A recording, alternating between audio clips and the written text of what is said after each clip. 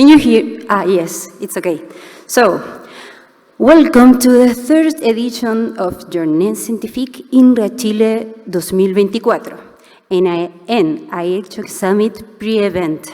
I am Montserrat Lecaros. I am in charge of communication at Inria Chile, and I will be your moderator. So, before starting, some safety information. In case of identify an emergency, such as fire, earthquake, or another accident, the alarm system will activate, so the public security, production, and risk event staff will be guided to the public midpoint, look up outside. So we need to consider the three things. Room A1, this room, 2 lateral emergency exits located on the side of the stage, and meeting point is a ramp José Ramón Gutiérrez, other side.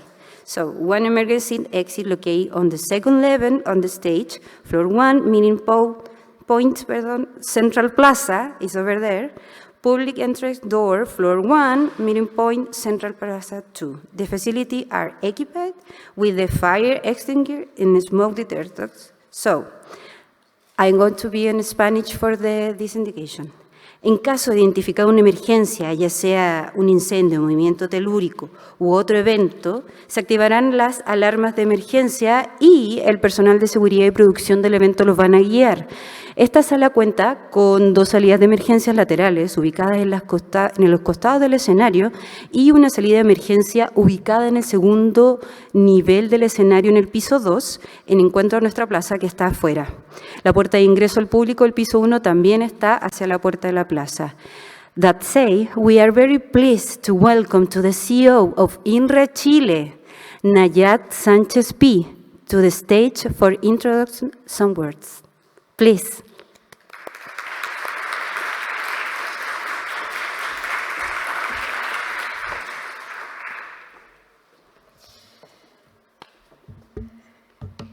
Buenos días a todos.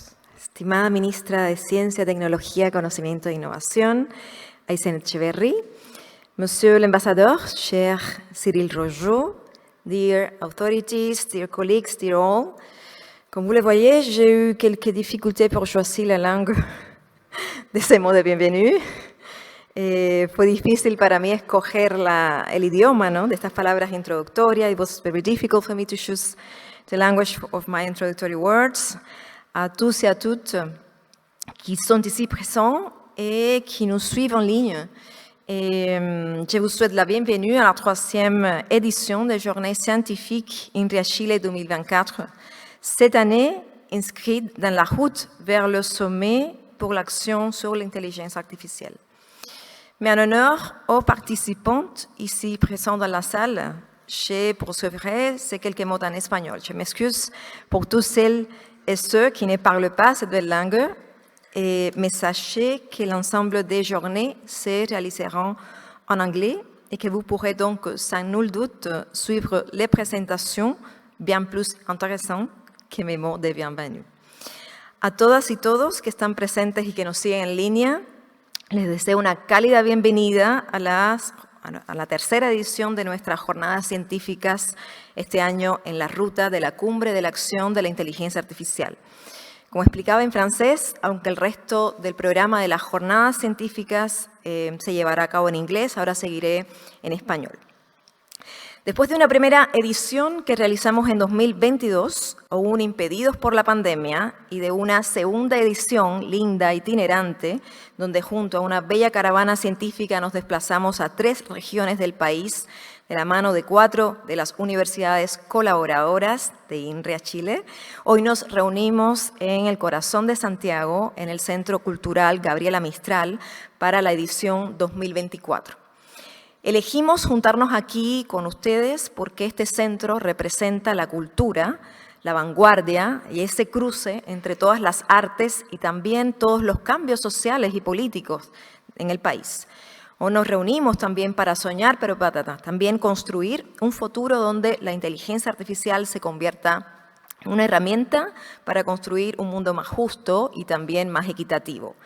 Esta diversidad está en el corazón de la visión conjunta que existe entre Chile y Francia en el desarrollo de la inteligencia artificial y, por supuesto, en el acuerdo estratégico que firmamos hace poquito para la creación de un centro binacional en inteligencia artificial. La diversidad es también lo que buscamos con estas jornadas científicas, es por eso que hemos convocado a todo el ecosistema franco-chileno en IA para un evento preparatorio de la Cumbre de la Acción de la IA que se desarrollará en París en febrero próximo. Harán parte de estos 3 días de jornadas científicos, pero también estudiantes, representantes del sector público y privado. Espero que todos encuentren en las charlas y en el programa que hemos preparado nuevos conocimientos, pero también aprendizajes y nuevas ideas para forjar estos vínculos y desarrollar aún más entre Chile y Francia. La diversidad ha sido también una palabra clave al montar el programa de estas jornadas junto a nuestro comité científico, que aprovecho para agradecer por su dedicación, experiencia y apoyo excepcional para formar el programa que tenemos en estos 3 días completos. 8 universidades, a través de sus investigadores, nos han apoyado en la creación de este evento, universidades públicas y privadas de Santiago y de regiones. Y voy a tomar un minuto para agradecer a cada una de ellas. La Universidad de Chile, la Pontificia Universidad Católica de Chile, la Universidad Técnica Federico Santa María, la Universidad de Valparaíso, la Universidad Adolfo Ibáñez, la Universidad Andrés Bello, la Universidad de O'Higgins y la Universidad de San Sebastián. Para estos 3 días el programa contempla en pauta los desafíos y también las oportunidades que representa la inteligencia artificial actualmente.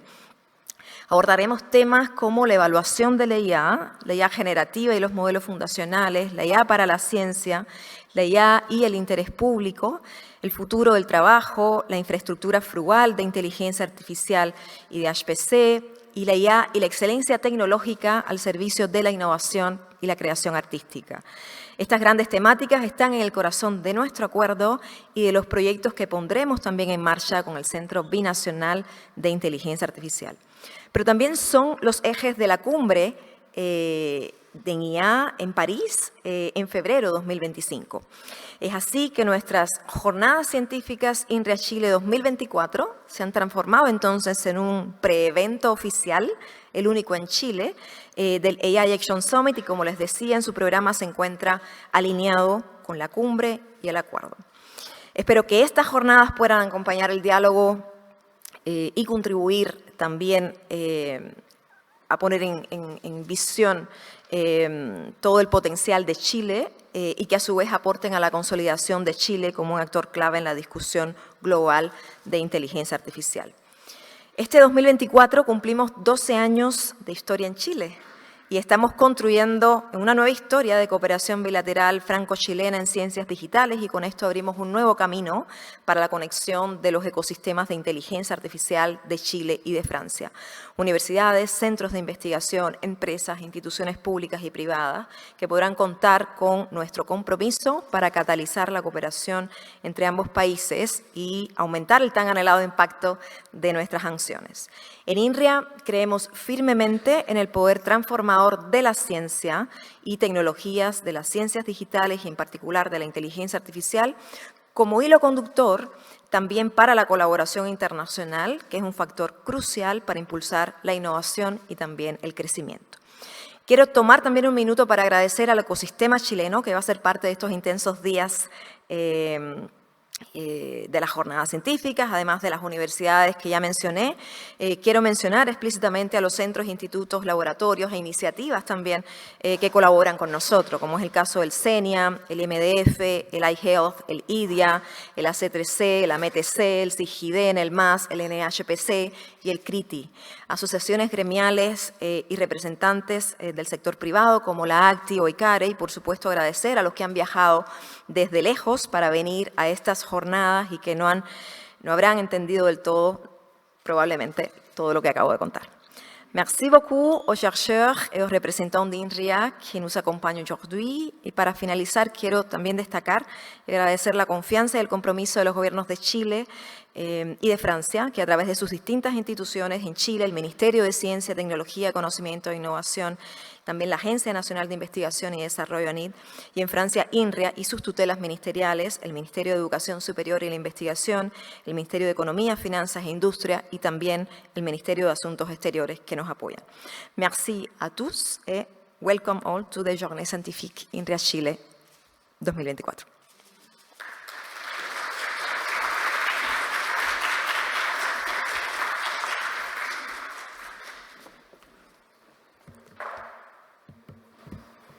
Thank you very much, Nayat. And now we invite to this stage a Sir Ambassador of France to Chile, Cyrille Rogeau, to join us.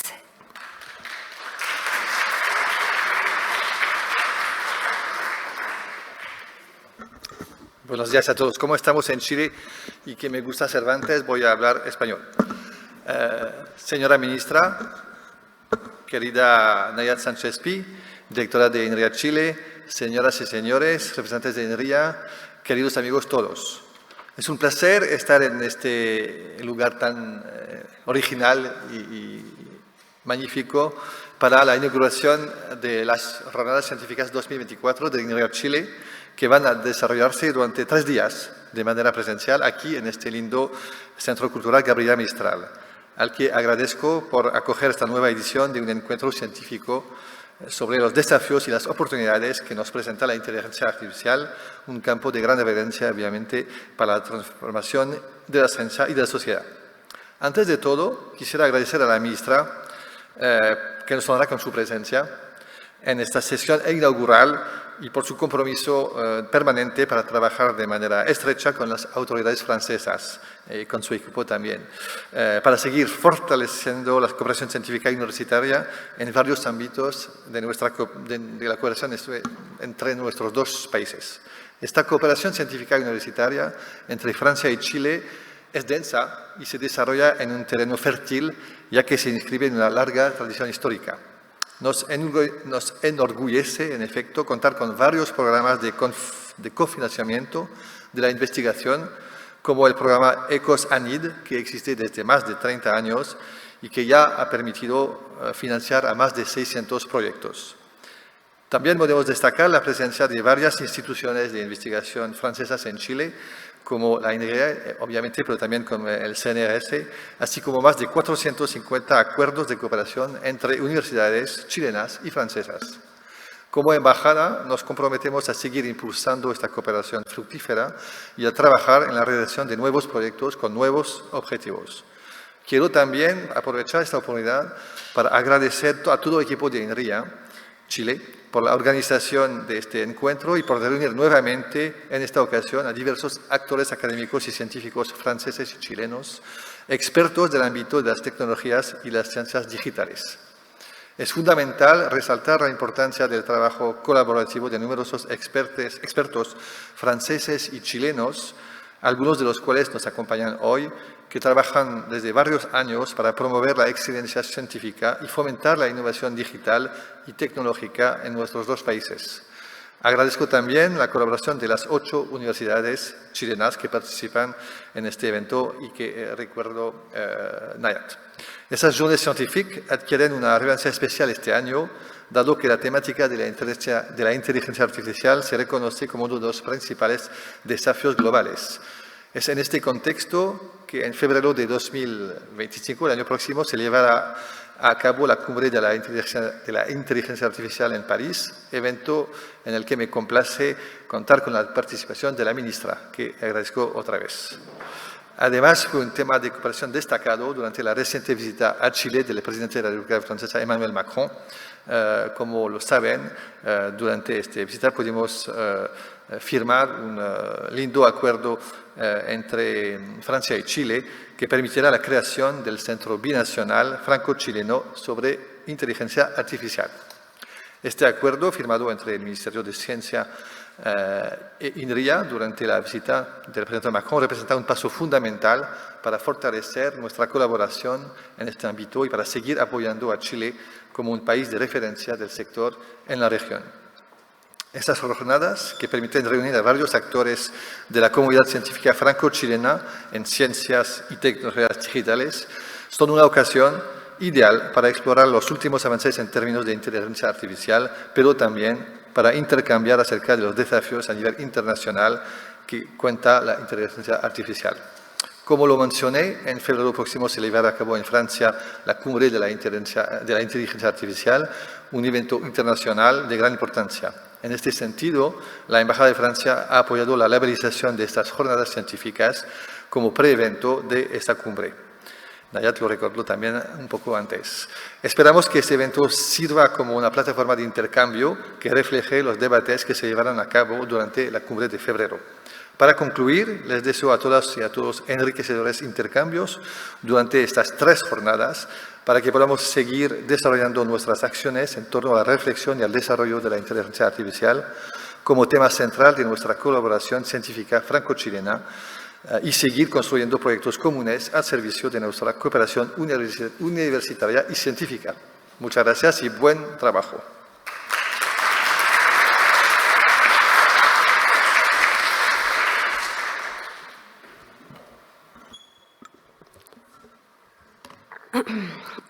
Thank you very much for your work. And now we invite on the stage a Minister of Science, Technology, Knowledge and Innovation of Chile, Aisén Etcheverry.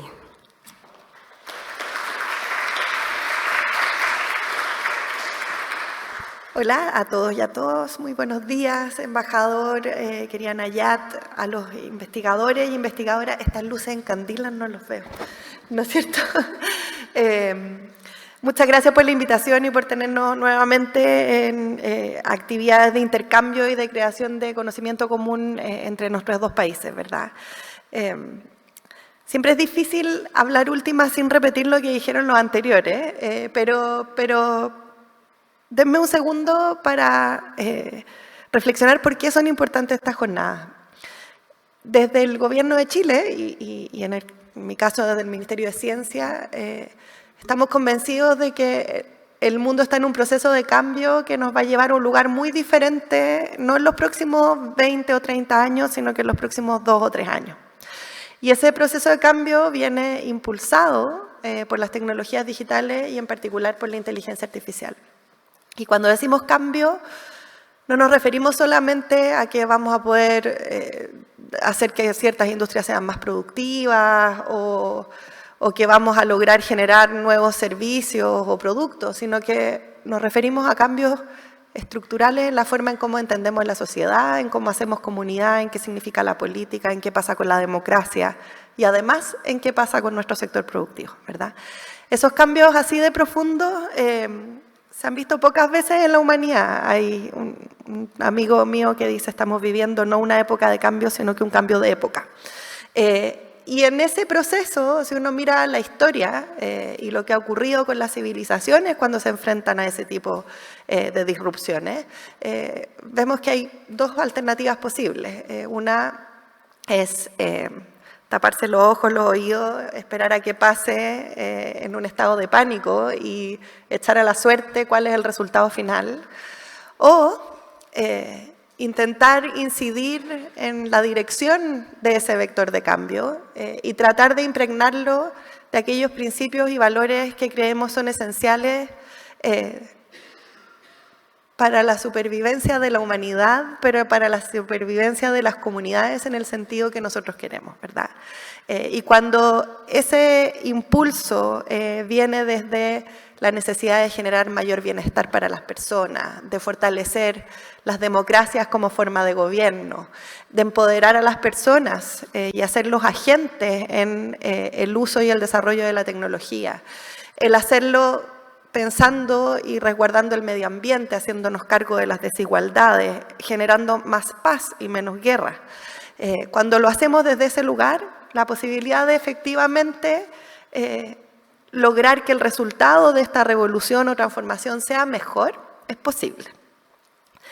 Esa es la posición que hemos tomado desde este gobierno y es un poco el mandato que nos ha dado el presidente Boric al Ministerio de Ciencia para hacerlo desde este espacio, pero además con un elemento adicional, que es que esto no es posible hacerlo solo, y no es posible hacerlo solo desde un país, sino que se requiere de una comunidad internacional articulada, y se requiere de una comunidad internacional articulada desde el conocimiento científico, porque no es solo el resultado que queremos lograr, sino que cómo llegamos a ese resultado. Vivimos tiempos muy especiales, complejos y en algunos momentos que asustan. Tiempos en que el negacionismo de la ciencia, que parecía estar erradicado, hoy día agarra cada vez más fuerza.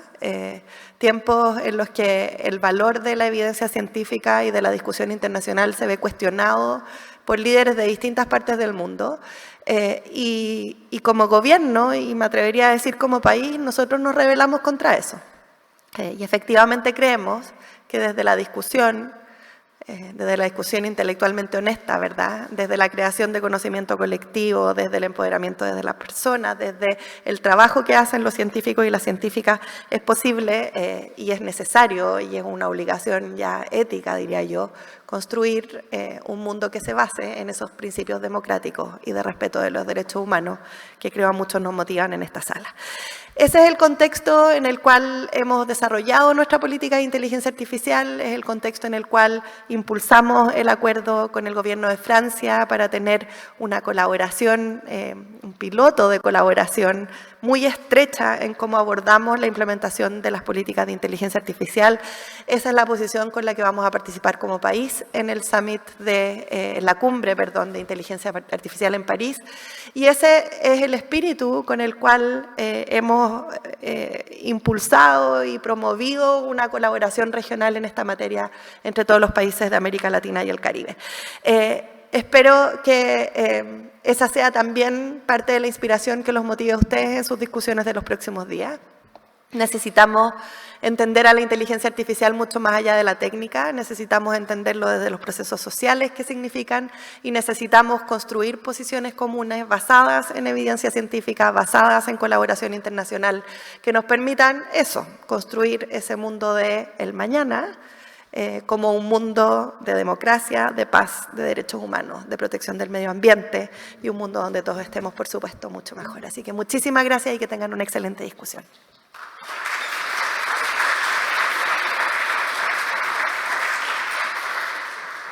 Muchísimas gracias, Ministra, for your words. Now we'll reproduce a video from the chairman and CEO of Inria, Bruno Sportisse, that went to be present in our event.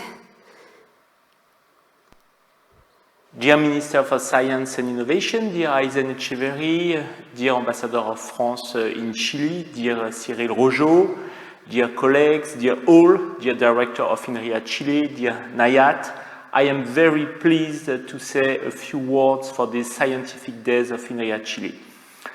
10 days ago, I was in Chile and I signed with the Minister for Science and Innovation, Aisén Etcheverry, a strategic agreement in order to establish a binational French-Chilean Center for AI. And this center will be operated by Inria Chile, and this gives a new positioning for Inria Chile. This gives a new role for Inria Chile on the basis of more than 1 decade of presence of Inria in Chile from the starting point of the Excellence Center for ICT. This agreement is based on a very ambitious vision for AI, a shared vision between both countries, between France and Chile. And I am very proud that this agreement was signed at La Moneda in presence of President Gabriel Boric and President Emmanuel Macron, which illustrates how important this agreement is for both countries. Of course, this agreement is fully aligned with the national strategies for AI for both countries. And this agreement enumerates a list of 15 domains in which we want to reinforce the partnerships between the French ecosystem of AI and the Chilean ecosystem of AI. And the new positioning of Inria Chile will allow to launch, to initiate a very ambitious science-based, impact-driven projects in these fields. From the French perspective, from the perspective of Inria, this is fully compliant with our role since 2018 in charge of the coordination of the French National Research Strategy for AI, and since early 2024 as the French Program Agency for Digital Science and Technology. And from the Chilean perspective, especially for Inria Chile, this will make evolve its partnerships, the partnerships of Inria Chile with the Chilean ecosystem of AI, and especially with academia, with Chilean universities, and when required, with public bodies. Because it is very important to be sure that the actions to be operated within this binational center for AI will reinforce the Chilean ecosystem. That is to say, will be complementary to the existing initiatives, and this will be the case on the basis of science-based, impact-driven projects within a joint strategic agenda between both countries. And there are many opportunities to be taken together. For instance, Inria is deeply involved in the General Partnership for AI since 2020 in order to establish, to build an international network of experts in order to provide public authorities with science-based recommendations for AI. There are more than 40 countries involved in these dynamics, including recently Chile, and Inria operates one of the 3 expertise centers of the General Partnership of AI. And of course, this will give a leverage, this will give the opportunity to leverage on that in order to reinforce a regional leadership in AI. And another opportunity is, of course, the coming AI Action Summit to be held in Paris in February 2025. And Inria Chile will organize a side event in the framework of this AI Action Summit in order to promote the Chilean ecosystem in AI. And these scientific days of Inria Chile are also labeled in the pathway, so to speak, to this AI Action Summit. So that's why these scientific days this year are so important for us, are so important for Inria Chile within this new landscape. I want to express my gratitude to the Minister for Science and Innovation, to Aisén Etcheverry, for long-term support, for enthusiasm as well. I want to express my gratitude to her team. I want to express my gratitude to the French Ambassador Cyrille Rogeau and to the French Embassy at Santiago de Chile. Thanks to everybody. Thanks to all the colleagues who have organized these scientific days. Thanks to the colleagues of the Chilean ecosystems. I have met some of them during my last visit in Chile 2 weeks ago. And thanks to the French colleagues who have traveled from France to Chile in order to make these scientific days as successful as possible. Have a nice workshop.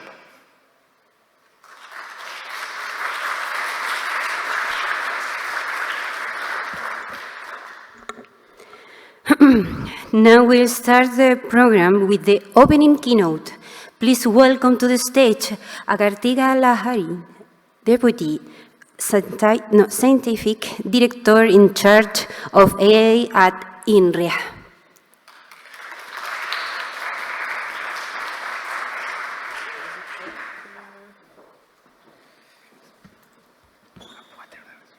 Great, thank you.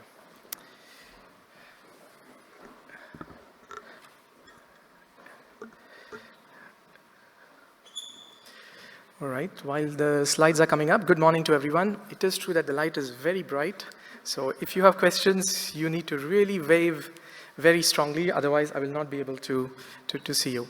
So good morning everyone again, and thank you to all the organizers for inviting us to be a part of these scientific days. So I have the privilege to be the first speaker after the introduction session to take you through a journey of AI at Inria. So I thought, given some of the young people in the audience, I thought it would be good to start off with sort of, what could be defined as artificial intelligence. So there are several notions to it. I'm sorry, my Spanish is not great, but I did understand some of the things. Perhaps the minister and some of my more esteemed speakers prior to me were talking about the potential fears of AI and how it could be a risk and how this is a conversation that we all need to participate in. So, there is this interpretation of AI where you have, these are systems, from the realm of pure science fiction, thanks to, films such as The Terminator, Ex Machina, and so on and so forth. There is this idea that, AI is in some form sort of endowed with this self-awareness. So this could be seen as this whole idea of strong AI. It could potentially happen, but nobody knows when it might happen. It could be 50 years, 100 years, much, much longer, but there is the more realistic version of AI, which is that of what is categorized as the weak or moderate AI. And in many ways, this is sort of, already operational with the capacity of performing very complex tasks. So I'll give you a few examples such as, face recognition, voice recognition. These are things that we see in several devices already, around us. So before I go into, talking about more details about AI, I thought I'd play this video from the 1968 of, it was done by British Parte, of what could be a robotic system that they envision for the year 2020. So I don't know if it would play. Just imagine the scene when Mr. and Mrs. 2000 sit down to breakfast with their very own automatic au pair, which makes the pop-up toaster seem primeval.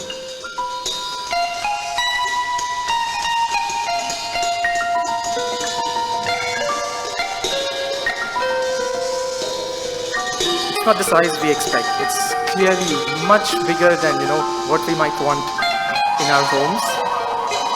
It is also very stereotypical. It is a vision that the British firm that makes this US invention isn't advocating it as an armor-plated home help. It costs £7,500. But this idyllic breakfast scene illustrates the ingenious intricacy that can be applied to complicated but repetitive industrial maneuvers.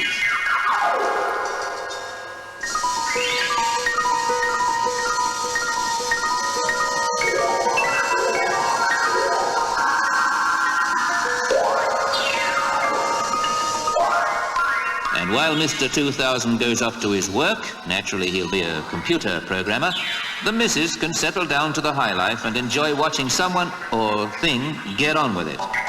It's well worth celebrating. Maybe a slight French touch, but again, very stereotypical. But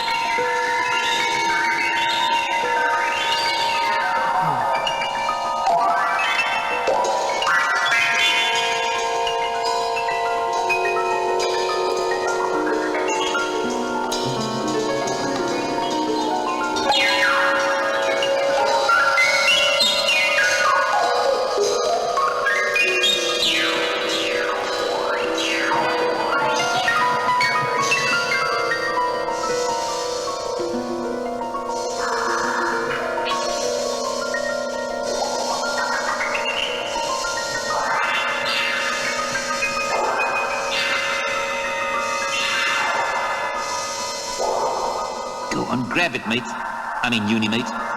There you go.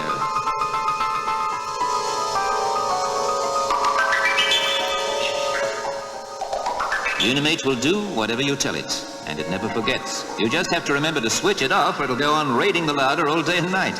And that could mean having an automatic one-armed bandit round the house. Anyway, so it's just to, have a light side to the presentation, but clearly these are devices that don't exist in our homes today. This was the vision of robotics or AI-related robotics in the 1960s. So actually, most of the video was done completely autonomously, except the opening of the bottle of champagne. But clearly, it was done in a scenario which was completely limited. It was in one particular kitchen with everything being at a certain distance, everything pre-programmed. So the robot had pretty much, exactly needed to move every single time, maybe 5 centimeters to the right, and so on and so forth. So it was completely done in a very studio setup. So let's take sort of a more pragmatic point of view of what could be artificial intelligence. So I did this sort of quick exercise of looking at what we find in sort of major conferences in the last few decades. So here is sort of words in the paper titles of one of the more established artificial intelligence conferences, AAAI, in the 1980s. So here you see the bigger the word, the more prominent that it appeared in several paper titles. So for example, here you see some keywords such as reasoning, knowledge, system. There is already learning appearing a little bit. Then there is a lot of planning, representation, expert, and so on and so forth. So this was the 1980s. Move forward a couple of decades, then you see learning has a much bigger representation in the work that was done. Then there is still planning, knowledge, reasoning, and search, and so on and so forth, when you had expert systems, search-based systems, and so on. Move further forward to the 2010s. Now you have learning taking over a much bigger representation of, of these paper titles. There are still other keywords such as planning, search, games, and so on and so forth, but you can see sort of the evolution or the natural evolution that you've seen in this particular conference in artificial intelligence. And this is sort of true with several areas in artificial intelligence. So we can kind of sum up what we mean by artificial intelligence, where the goal is for us to sort of realize machines that can simulate the human intelligence. And this can be in several forms, such as vision, could be language, could be interacting with the visual world, and so on. So in a sense, what we want to do is, ideally, to reproduce or to imitate the human behaviors that we do sort of pretty much unconsciously. So can we do this in sort of a computational fashion, where you have this block, which we won't talk about at this stage, but maybe later on, is to take as input several different mechanisms. For example, if you were to compete with a human in playing a game such as chess, you need to have the visual aspect to it. You need to understand what the other opponent is doing. You need to kind of anticipate the potential actions. So all of these could be sort of potential inputs, and then you produce your next move in the game of chess. So that is, one of the ways of interpreting what artificial intelligence is. And I do know I had conversation earlier at the coffee where people talk about what is artificial intelligence. There are hundreds of ways of explaining it, but I think this is one of the most agreed upon ways, is to kind of computationally emulate what human behaviors are. So a few examples of this, which several of you will be aware of already, are sort of computer vision, which is my area of research, where you could have applications such as detecting objects, which could be ultimately used in systems such as autonomous driving systems, and so on. You also have the domain of natural language processing, where you have several applications already which do this automatic translation to a very, very accurate level. There are also conversational agents in different forms, either through text or through voice, where you can converse with different agents to get the answers that you would expect. And a few other examples, sort of the more modern artificial intelligence in terms of generative AI, could be where you want to generate content, such as images and videos, from different captions. Could be text-based captions or other form. And these are just a few examples, a few examples of what can be done, but there are several others in terms of autonomous vehicles and robotics. It is also a question of discussion, robotics is a part of AI or not. Some parts of robotics are, and I think I'll mention some of the challenges in robotics where you could clearly see there is clearly an influence of the more traditional robotics, and there is a way for, I suppose, these two worlds to kind of coexist. So one of the questions we might also ask is, artificial intelligence, is it an appropriate name? So I took this slide from my esteemed colleague Benoit Sago, who talks about, is it really intelligence? If you really look at it at the core low-level detail, what you find is that it's essentially just an algorithm that performs a series of very simple operations. You take, for example, deep neural networks. It is a bunch of multiplications, additions, and then a few other functions that are processed. So it is very simple in some sense. So is that intelligence? We could also question whether it is even artificial, because behind all these algorithms are us, people, humans, researchers, who kind of leverage the human knowledge. We also produce data completely by humans and in some cases by algorithms, but it is completely a human process. So is it really artificial? So there is a lot of confusion in this terminology, but also whether artificial intelligence, is it an objective or is it deep learning?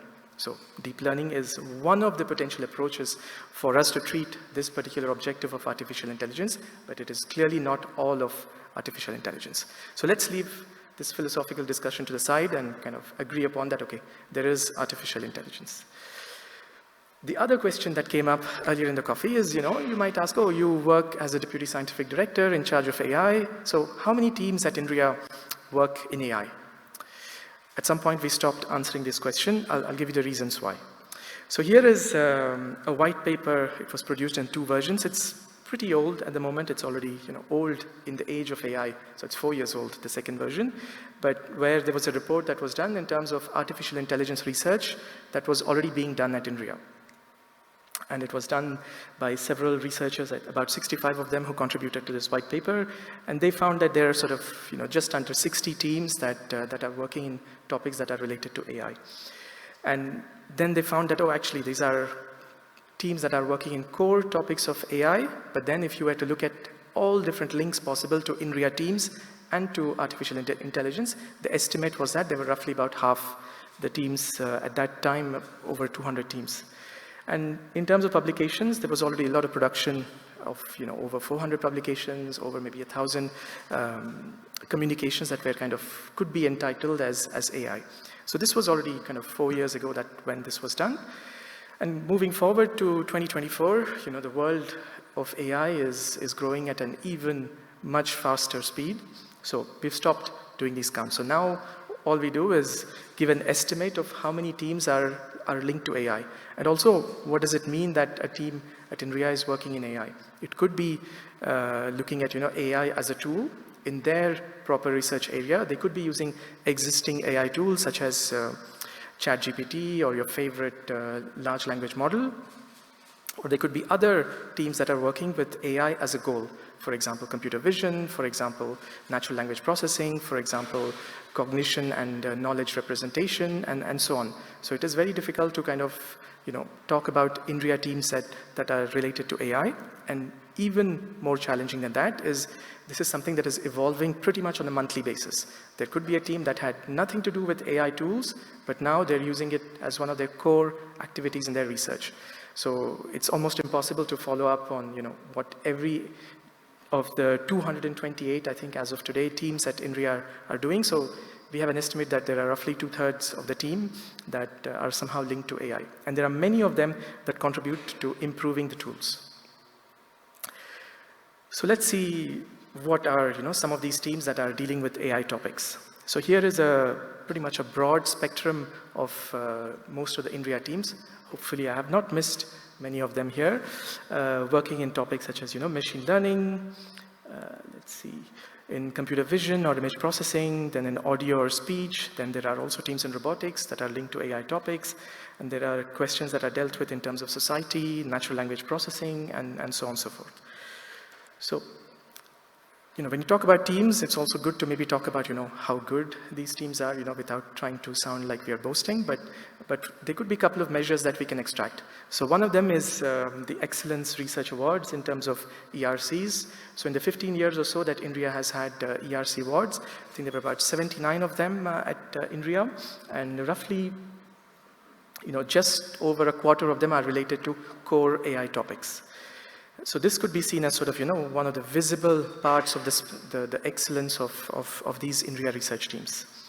Another one is an example of scikit-learn, which is one of the crown jewels of software production at Inria, where it is an open source Python library, which I'm sure many of you in this audience have already been using. It has several different machine learning algorithms, except deep learning. And this was mainly the work of Gaël Varocco and his colleagues in the Inria Saclay team. So you can see that the popularity of this software is comparable to deep learning software packages such as PyTorch, and you can see the number of users that have used PyTorch library is humongous over the last 10 years or so. So let me go through the different challenges that the teams that I presented at Inria who work in AI are considering. So these would be also in line with, I think, the priorities that Nayat mentioned earlier on. So I'll take not all, but several of these topics to go through and give you a few examples of, what are the challenges that are currently being dealt with at Inria and future challenges for, potential future collaborations. So starting with machine learning, here there are several questions. One of the first one is that of frugal learning. So frugality can be in terms of both the data that you're using, because it is very difficult for us to annotate all the data that is being produced. If you look at statistics on platforms such as YouTube, there are, I think, at least about 500 hours of videos that are uploaded every single minute. So clearly, it is impossible for anyone first even to watch all these videos and then to go beyond and annotate these videos. So clearly, there is a question for frugality in terms of annotations, which are a core part of machine learning algorithms. The other aspect to frugality is in terms of computation, right? So clearly, all these models are huge, both in terms of the number of parameters and the compute that they require to learn these parameters. So can we come up with models that are, frugal in terms of the data that they require and also in terms of the compute that is required to train them? It is also an important question at public institutions such as Inria, where compute resources don't necessarily match with those that exist in the industry. So another aspect that I wanted to focus on in this is this idea of lifelong learning. So this is a topic that we need to discuss every day, because clearly there are models that are trained on existing set of data as of today, but tomorrow, data evolves because you might have new classes that have come into the consideration that we need to have the model trained for. We could also have the models that are no longer state-of-the-art because they have been trained on data from, let's say, 2 years ago, 5 years ago. So there is a continuous evolution in terms of the data distribution.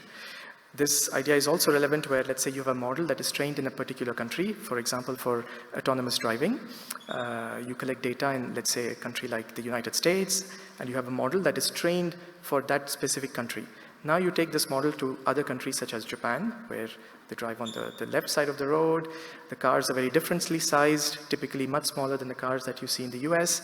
And then you can make the example even more extreme. Let's say you take it to India, where, where I was born, where you not only have cars, but you also have cows on the street, so clearly not existing in the US. So a model that is trained on some other country clearly is not deployable to other countries.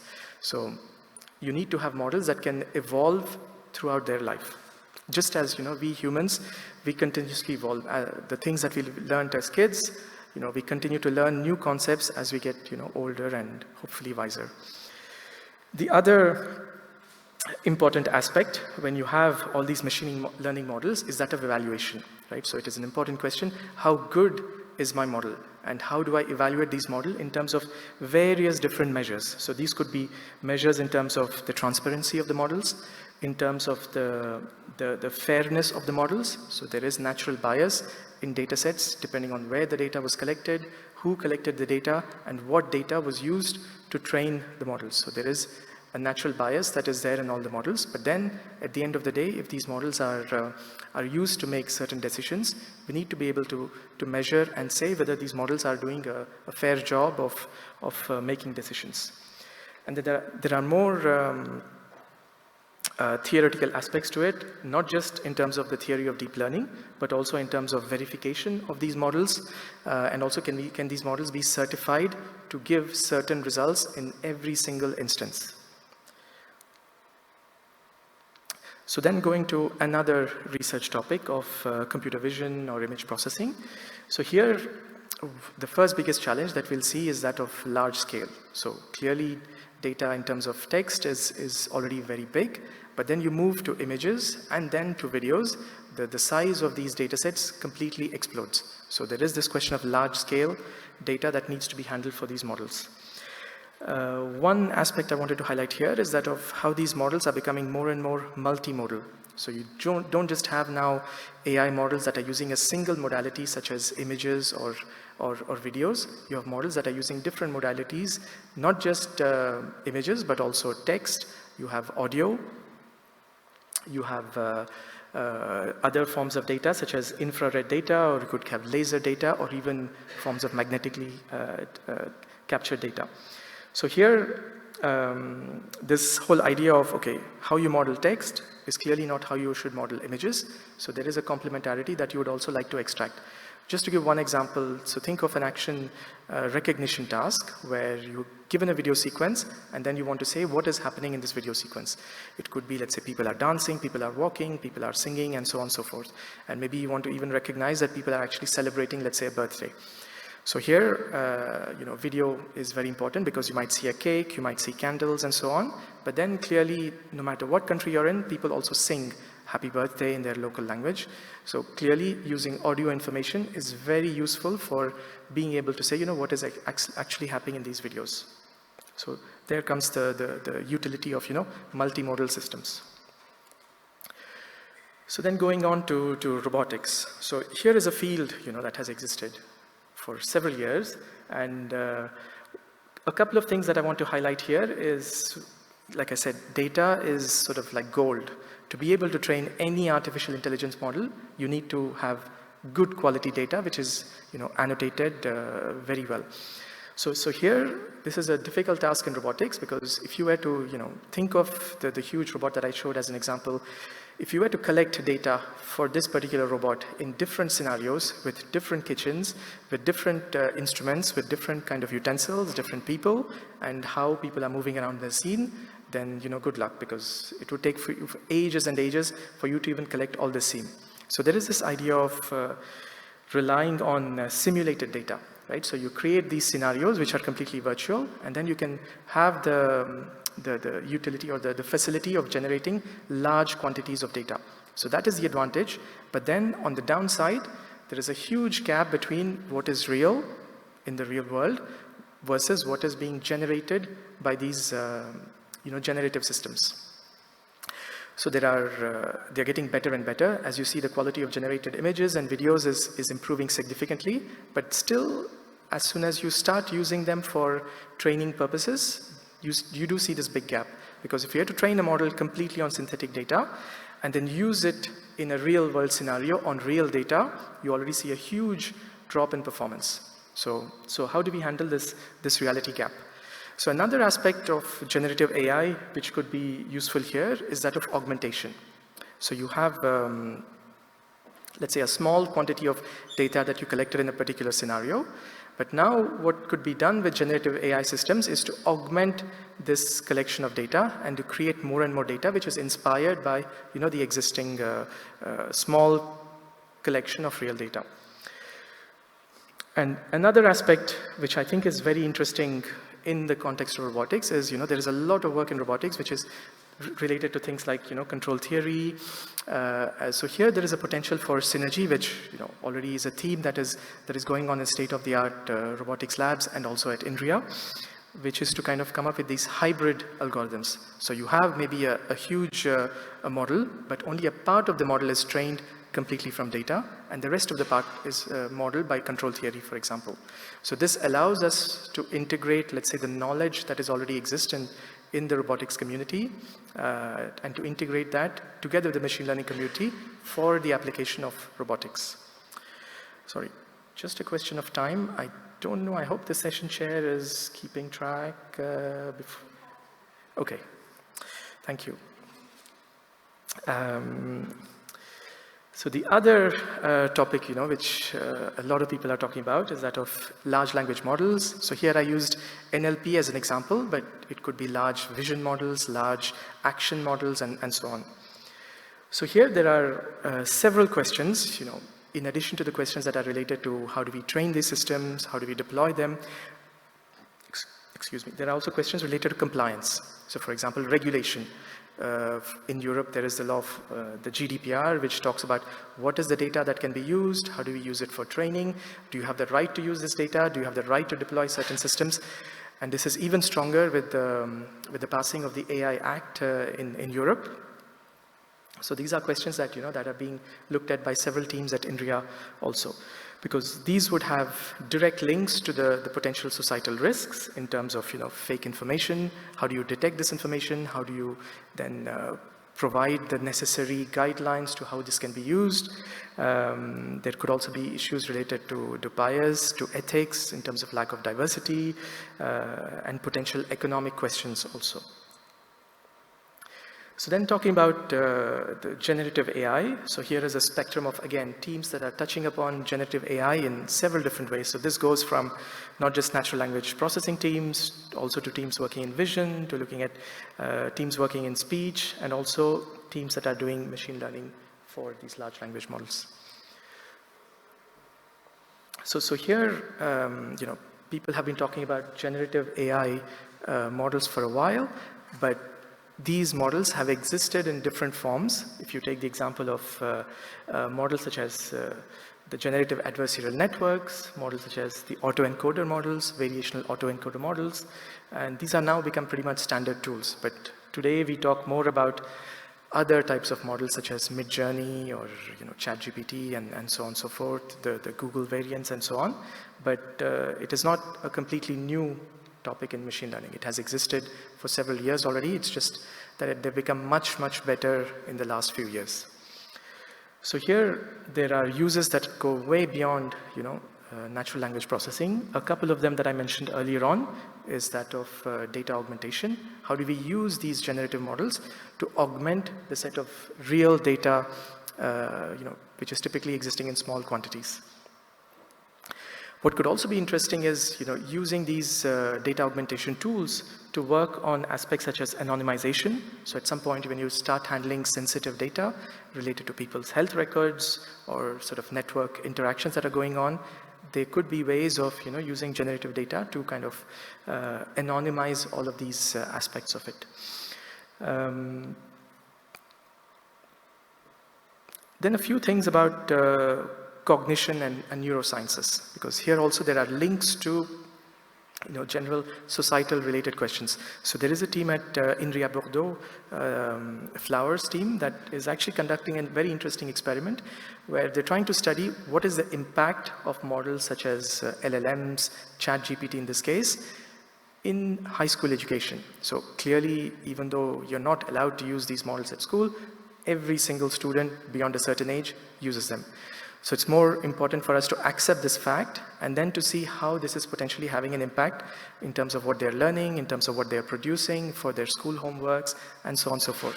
So there is no way of stopping people using these models, but it is a healthier way of understanding how people are using these models and then potentially regulate them and then to guide them to the right direction.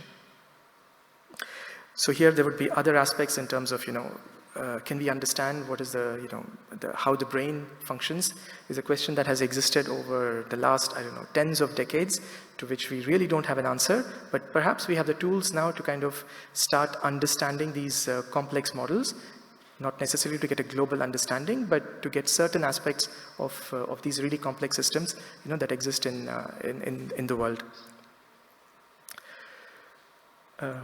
So here are a couple of things that I wanted to mention in terms of privacy, because clearly when you start having these models, which are using a lot of data from different realms, some of the times we don't even know what data is being used, for example, a model such as ChatGPT.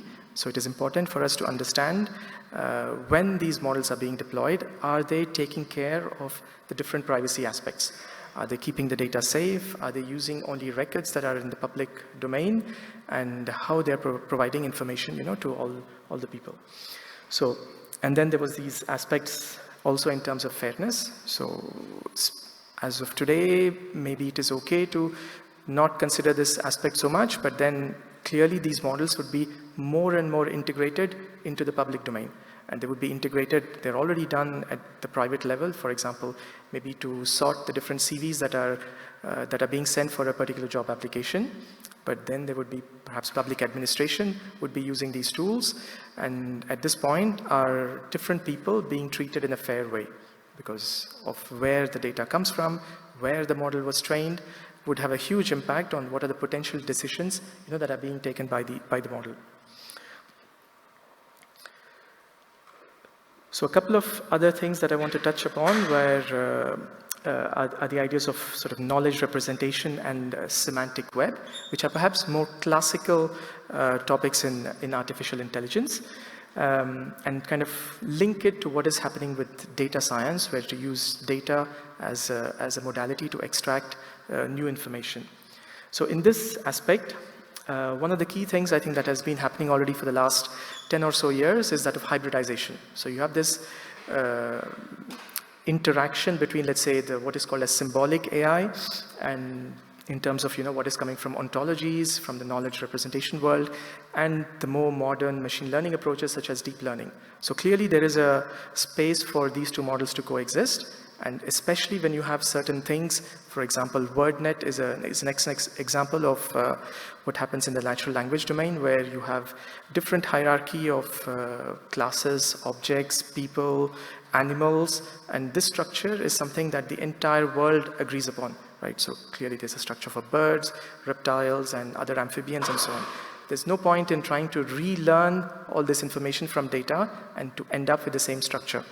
So clearly there is a way for us to use all of these structures together with a model that will learn perhaps other aspects and come up with these kind of hybridization frameworks for, for coming up with new models.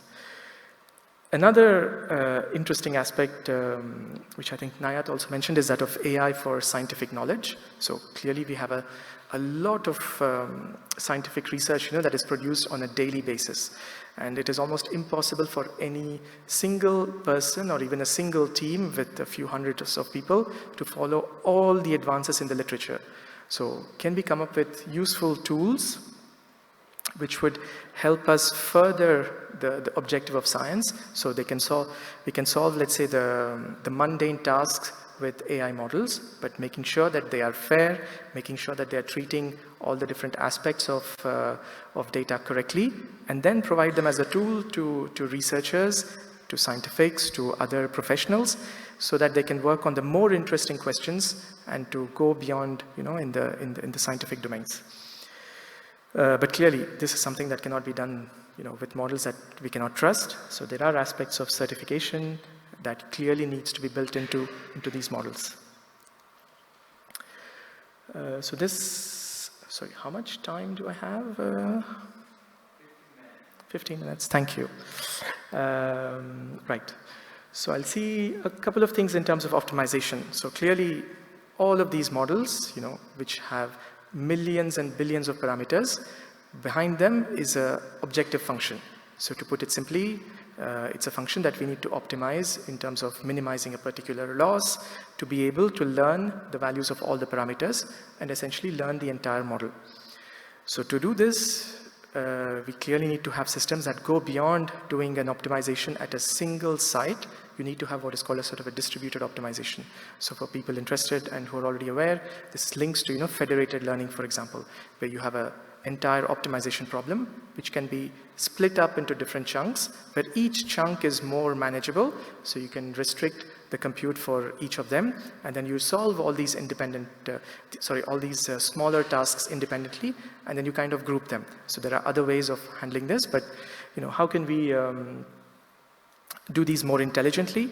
And also the fact that data could be private, need to be securized. So maybe perhaps you don't want to share and distribute the data for all the sites. So perhaps you keep it local, and then you deploy the model locally, and then you have only the information that the model produces to take it at a global level and to kind of combine it with all the information from different sites. So that is an important aspect, and I talked quite a bit about these hybridization ideas, where you have, let's say, the classical symbolic AI or ontologies, which are now interactive with the more data-based or learning-based approaches. So when you have this hybridization, clearly it adds to the complexity in terms of what you're optimizing. Already, the functions that you have are non-convex, which means they're very difficult to optimize. So here you're further increasing the non-convexity of these approaches.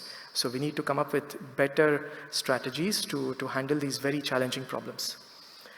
And here is another idea. When you have a problem which is non-convex, you clearly cannot get an exact solution. So you stick to certain heuristics, but each heuristic has a certain cost associated with it. So if you don't choose the right heuristic, you end up with a poor local minimum or a poor solution. So it is important to talk about these aspects also. So to do all of these research, clearly there is a question for funding. So I thought I'll touch a little bit about the funding instruments that are available at Inria, which kind of makes transition to the talk that Fabien Loyer is going to give tomorrow morning. So one of the first one that I wanted to talk about are the Inria challenges, which are essentially kind of pretty major interdisciplinary research programs. So these typically involve multiple Inria teams, typically between 3 and 10, and also sometimes external partners, could be partners in the public sector or even some private companies. And what a challenge is around a certain and a specific research issue. So one of the examples that I can give you is code for LLM. So you know that language models or large models can be used even to generate source code. So how do we do this properly without making mistakes, and so on and so forth. So there is currently a challenge that is ongoing at Inria with multiple teams involved in different centers, which is looking at this specific research issue. And they typically go on for about 4 years with significant resources to hire PhDs, postdocs, and so on and so forth. So these can be come up 2 ways. They are sometimes top down, where a particular researcher is interested in, let's work on this topic. Could be even from some of the other deputy scientific directors. Sometimes it could even be bottom-up initiatives where maybe a few researchers in different teams thought, maybe this is an interesting topic to look at. So there are about, I think, 19 challenges that are going on at the moment, and roughly 50% are related to AI topics as of today. So another, equally interesting aspect is that of exploratory actions, where, they're typically slightly smaller than the Inria challenges, but they are still very high risk and highly focused research topics. But they're typically restricted to, I say, one researcher. It's made like one research team who wants to look at a topic which is not the core activity of the team currently, just to explore a new activity and find maybe if there are interesting things that they can kind of do for the longer term. So these also can go on for about 4 years with similar resources, for hiring PhDs and postdocs and so on and so forth.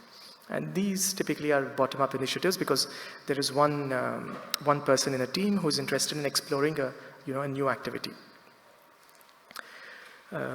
Another couple of things that I wanted to mention on, which Fabien tomorrow will elaborate on more, is some of the coordination activities that Inria does at a national level. So this is the example of the PEPR AI initiative, which was inaugurated earlier this year in March, which is jointly coordinated with our partners at CEA and CNRS. So here was a very top-down initiative that was given by the French government to say, we need to have activities that are, that are going to launch the next generation of AI models, and things such as embedded AI, frugal AI, decentralized AI, trustworthy AI, and also even the mathematical foundations of AI. So several of these, that I already mentioned as research challenges that are currently of interest for Inria teams, but this is beyond. So this is to all partners in the entire country.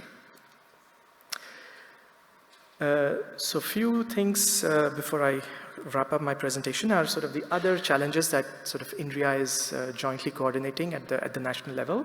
So one of them is the idea of the grand challenge for AI evaluation, which I talked about. The newer the AI models are, the more the questions are in terms of what are the challenges in terms of evaluating these models. So this is a collaboration with LNE, based in France, to kind of organize this challenge over the next few years. And then more internationally, there is also this idea of building a national center for AI evaluation in France, similar to initiatives at several other countries such as the UK, USA, Singapore, and South Korea, Norway, and so on and so forth. And I heard even Chile is perhaps also going to invest in one such national center. So Furthermore, there are, I think Bruno mentioned earlier on, is the program agency for digital sciences, which was inaugurated in January this year, which is already leading activities such as the evaluation of AI models, such as the interaction between hardware and software frameworks for AI and AI for scientific knowledge, and so on and so forth. So I thought I'd wrap up my presentation with a list of sort of maybe to act as a reminder that there is diversity and there is place for diversity also in terms of research topics. Looking at the 4 fundamental domains that Inria is interested in. So AI figures in several of these, but not just. And there are also several application domains where AI is a core part, but there are other things also in addition to that. And plus, clearly, there is a network of external collaborations, both nationally and internationally. So with that, I will leave you with the only word that I can do in Spanish. Thank you very much.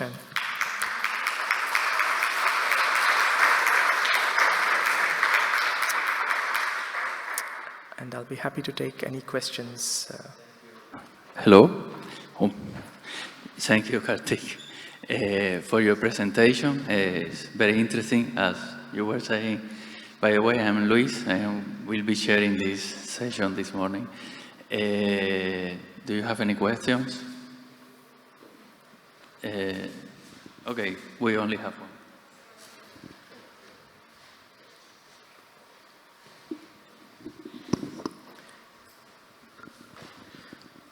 I just wanted to say that it was a very interesting presentation. I wanted to ask you, you spoke about making data reliable. I didn't really understand, what does make data reliable? Right, thank you for your question.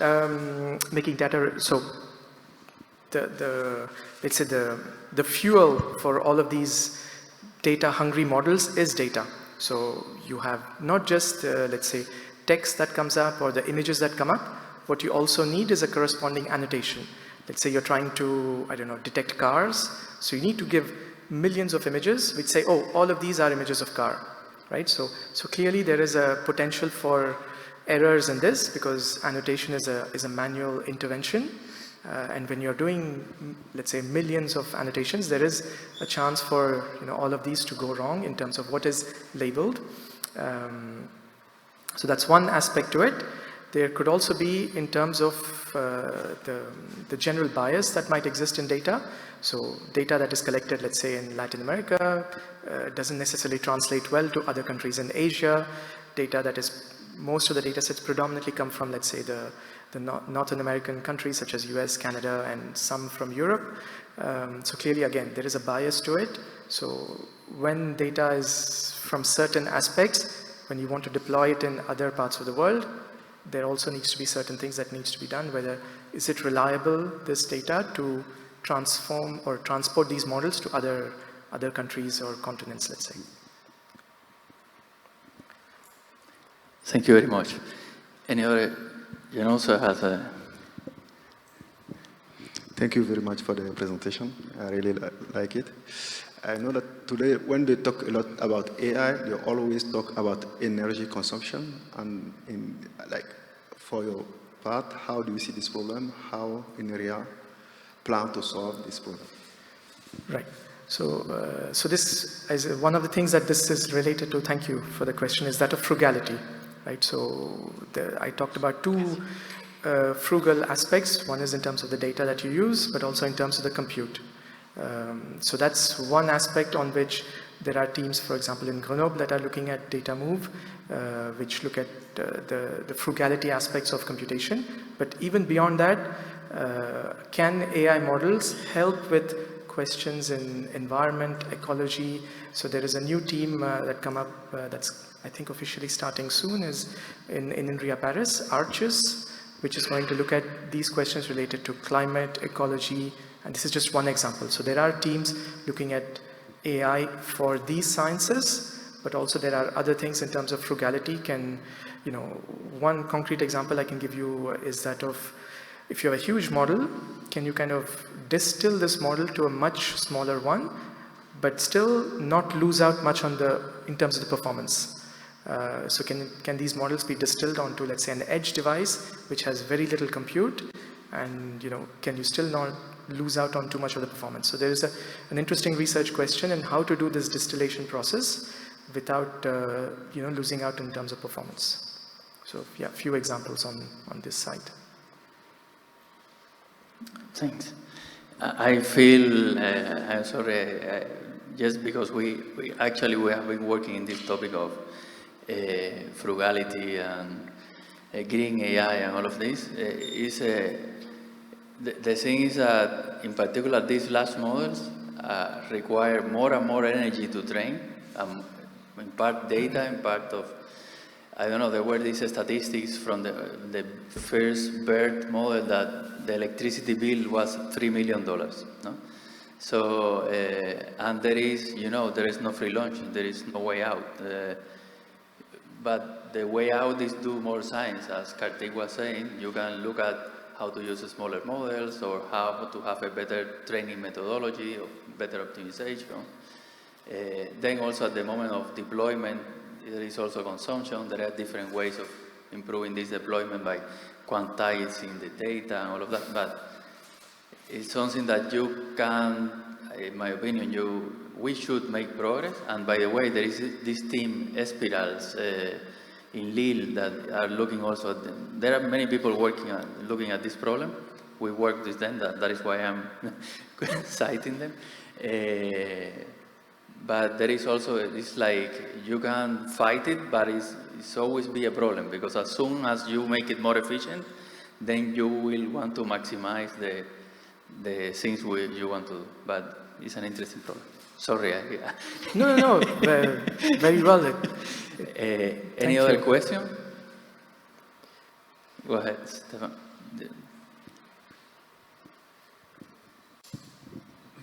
Thank you, Karteek, for your talk. It was very interesting. So I was discussing with Yunus how we work on robotics, and I think one of the big differences or distinctions you can make from AI regarding robotics is that robots have to be deployed in the real world, and interaction is not only through a screen or some passive device, but rather the robot has to intervene in the environment. Mm-hmm. So, in particular, for instance, you have domains such as touch interactions or affective interactions, which are highly multimodal, cross-modal. And so as AI is so dependent on data, do you see any avenue where that AI can be deployed in such complex or demanding scenarios, such as touch interactions? Or, yeah. Are there any other domains where you think AI faces the challenge of scarcity of data to be deployed? Mm-hmm. Thank you for the question. Yeah, very relevant. I think it's super important to look at these things. So, for example, even before we go to touch, there is just a question of grasping different objects. For example, how you grasp an apple versus a coffee cup versus a banana is very different, like the way that we move our arms. So clearly, data is a huge constraint in this, because there are not enough examples of doing this. So I think a lot of work has been happening in using simulated data, but then it kind of falls through when you kind of look at the gap between simulation versus reality. On a related aspect, I guess there is, if I may use the word, embodied AI, where you take an AI, let's call it an AI agent, which has been trained in a certain scenario. You want to take this agent and then place it in a completely new scenario, which the agent has never seen. So is there a way for the robot to kind of naturally adapt to this new scenario? So I don't know if I'll give any answer to your question, but I think these are interesting aspects which I think as of today, there are no answers. Like I gave the example of autonomous driving. You take it from the US to Japan, it will already fall through without doing sufficient adaptations. So here, I think the interesting research questions will come in terms of how do you let these systems learn continuously, sort of in a lifelong fashion, and not just depend on what the data, that was fed into the system. So I think here are interesting aspects that exist in terms of self-supervision, for example. Can the model learn automatically from data that is unsupervised? But making sure that the model maybe in the initial phases has seen a lot of data, potentially synthetic, but then transforming that to a model that can evolve naturally by sort of actively collecting data. So, active learning has been a research topic in machine learning for several years, but maybe it is time to look at these sort of older frameworks, just in the sense of time, and look at them in a new context to see, can you have, I don't know, the current AI systems which kind of going on, are kind of being trained in an active learning fashion. So there is work, in the research domain which is looking at these, but perhaps this is one avenue where the model kind of, actively looks for data and not just maybe be sort of selective in terms of the data that it needs to kind of decide, maybe I'm not able to grasp certain types of objects, maybe I'll go and fetch more data in that scenario. So maybe looking at these aspects could be potentially interesting. Because I think data scarcity, robotics is a great example, but there are also domains such as medical or health-related ones where getting good quality, large quantities of data is very challenging. So, there needs to be maybe ways of looking for intelligent ways of kind of searching for data automatically is potentially an avenue. Thanks. Do we have one quick one, because we are really late or getting late? Hello. My question is, what do you think that is the situation of the university public in Chile of development the AI? Sorry, thank you. You mean what is the role of universities and limitation, or is have great potential now, or what is the limitation? What do you mean like the challenges for? So I think this would be also a very good question for tomorrow's session with public administration and how it is done. But I think would be compute, data, resources, funding. I suppose are the natural challenges that we've had for many years, but we are getting better at dealing with them. People talk about the large consortiums that are existing in other domains. For example, the Large Hadron Collider in Europe and so on. So I think we need some sort of consortiums at the international level, maybe to come up with, to deal with some of these challenges. And maybe the network of the AI safety institutes is potentially one on a specific topic, sure, but maybe that's one of the way. And hopefully with the binational agreement of Inria, that Inria Chile is leading with France and Chile, maybe there's a way forward in pushing these agendas through that. But I think it's more for tomorrow, this topic of discussion. Thank you very much. We don't have time for more questions, but, well, Karteek will be around. Thank you, Karteek, for the presentation. Thank you. And see you back at 11 for more topics. Thank you so much for the presentation. Now, as say Luis, now we invite you to enjoy a delicious coffee break, and when you return, we will come back with the next session. Thank you so much.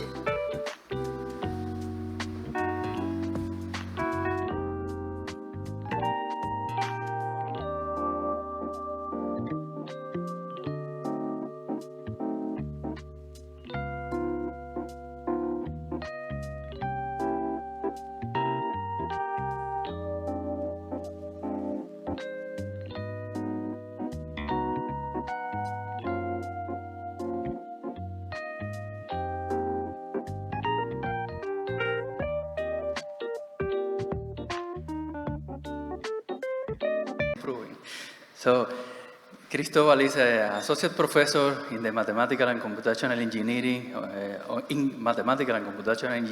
at the Pontifical Catholic University in Chile. Before, he was a postdoc in CWI, that is the Netherlands Little Inria. It's little because Netherlands is small, not because of and well, has an impressive curriculum and also a very active collaboration with Inria in France. So Cristobal will be presenting us differentiable private optimization with sparse gradients. So thank you very much. Yeah, thank you very much, Luis and everybody. So yeah, my topic is on differentially private optimization, but before doing that, I wanted to take the chance to thank Inria and specifically Inria Chile for supporting our ongoing collaborations with France. And actually, I'll take a couple of minutes to talk about that. We currently have a project named Foam, which is ending. And in fact, I was last week in Paris celebrating a workshop, a closing workshop for this project. So this is a project that has been going on for 4 years with co-PI in France, Alex Dapremont. We have also a very strong team of associate researchers from both Chile and France. And in terms of,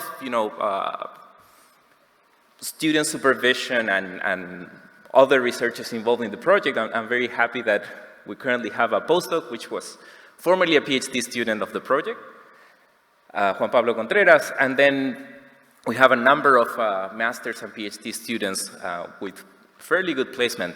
So this is perhaps the more human aspect of the project, but let me tell you a bit more about the scientific aspects of it.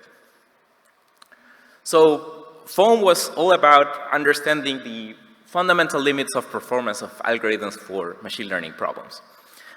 Most of us have a background in optimization, but we were really aiming to expand its applicability to other settings.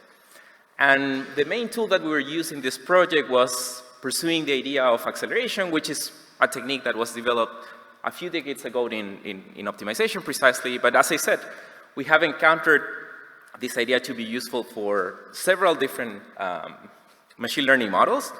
I would emphasize, for instance, things related to robustness and fairness.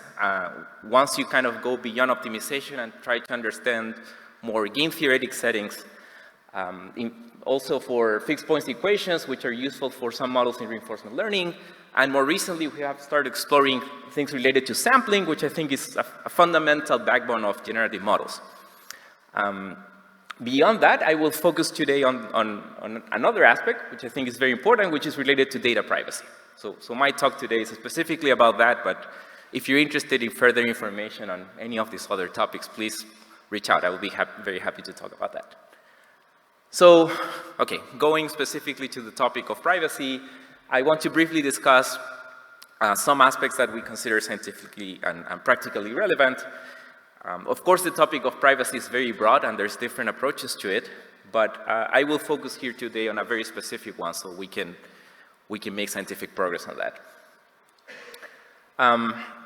Here I'll just make an observation that perhaps you well know, which is the fact that current models used for training neural networks, I mean, the architectures that people use nowadays involve a number of parameters which is sometimes just as large or even larger than the training data that we use. So this leaves ample room for these models to memorize information, which in the case that these models are trained on sensitive user data, incurs some risks.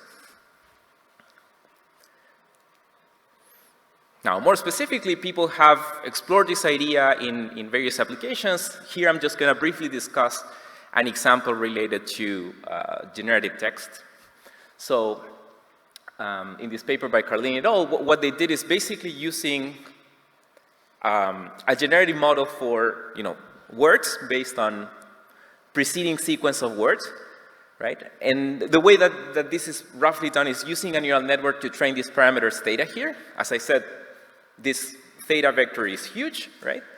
And the idea is that we use some kind of estimate of the log likelihood of, next word prediction to generate the next word in the sentence. Okay, so this is the way this is done. And the question is how you can test the memorization capabilities of this model. So what they did in their paper is just inserting sentences which may encode sensitive information. Something like, my bank account number is some random number. And then inputting the same preceding sentence and seeing the likelihood of, seeing this inserted random code as opposed to any other possible code that you may use here. So once you do that, they have systematically observed that the likelihood becomes much higher. I mean, perplexity is the negative of the log likelihood. So you see substantially lower perplexity. And therefore, this is evidence that an attacker which is maybe trying to infer from the outputs of a model sensitive user information, they might be able to succeed. Now, the question is, how do you prevent this from happening? And one possible approach that people have explored is using differential privacy. So the idea behind of differential privacy is this thought experiment where you consider, training data here, looking the outputs of your models, and then a potential attacker which is observing this part of the story, right? So they may not observe the training data, but they may observe your results. And we will say that an algorithm is differentially private whenever you substitute one of the users from your training data by another, the results that you observe are almost indistinguishable. That means that essentially an attacker is very limited in their capabilities for inferring the presence of a user in a training data set.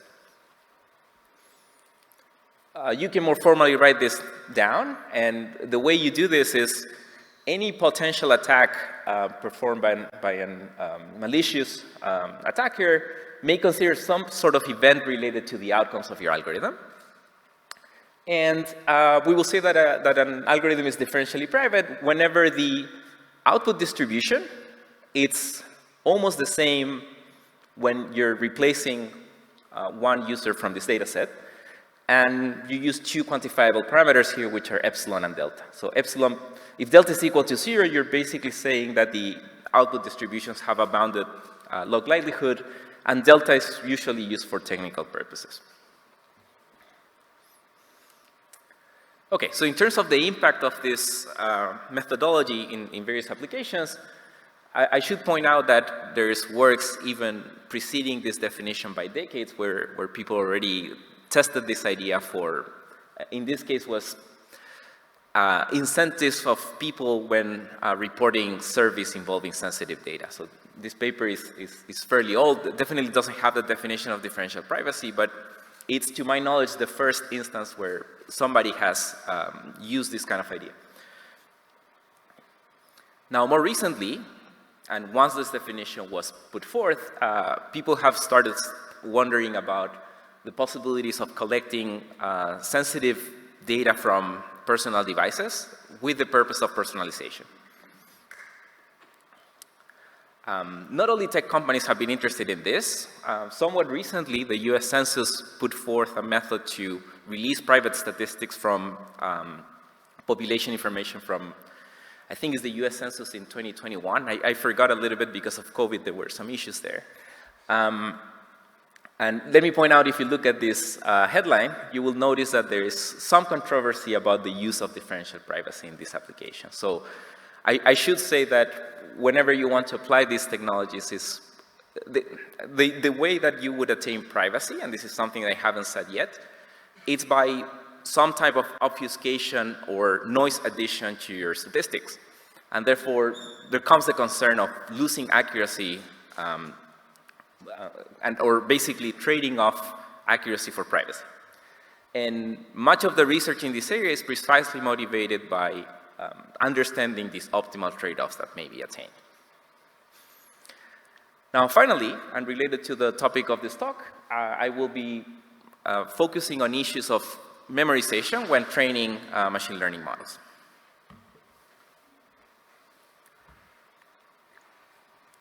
So, more precisely, I will be focusing on the aspect of gradient sparsity in machine learning models and how this aspect can be leveraged for better differentially private algorithms. What I will be presenting now is joint work with colleagues from Google Research, Badi Kasi, Pritish Kamath, Ravi Kumar, and Pyasing Manurangsi. This is a paper that we will be presenting next week at NeurIPS, but if you're interested in further information, you can find on this QR code the archive version of it. So, to motivate the issue of, or the aspect of gradient sparsity, let's consider an example.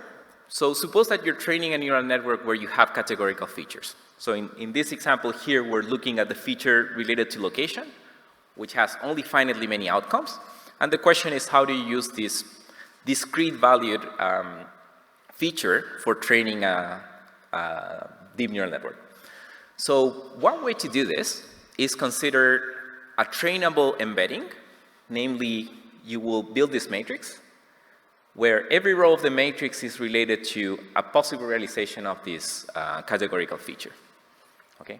And you may decide on the embedding dimension. So let's say you use hundreds of variables, continuous valued, for associating this realization to some vector. And then you minimize your loss based on trying to adjust this embedding for certain tasks. So the key aspect of using this embedding table is that when you're training, if you get the data point from some user, that user will have a unique location. And that means that for the sake of minimizing the loss, the grading with respect to this user, it will be only activated on the row corresponding to that category. So as you can see, the result is that the gradient of the loss will become extremely sparse.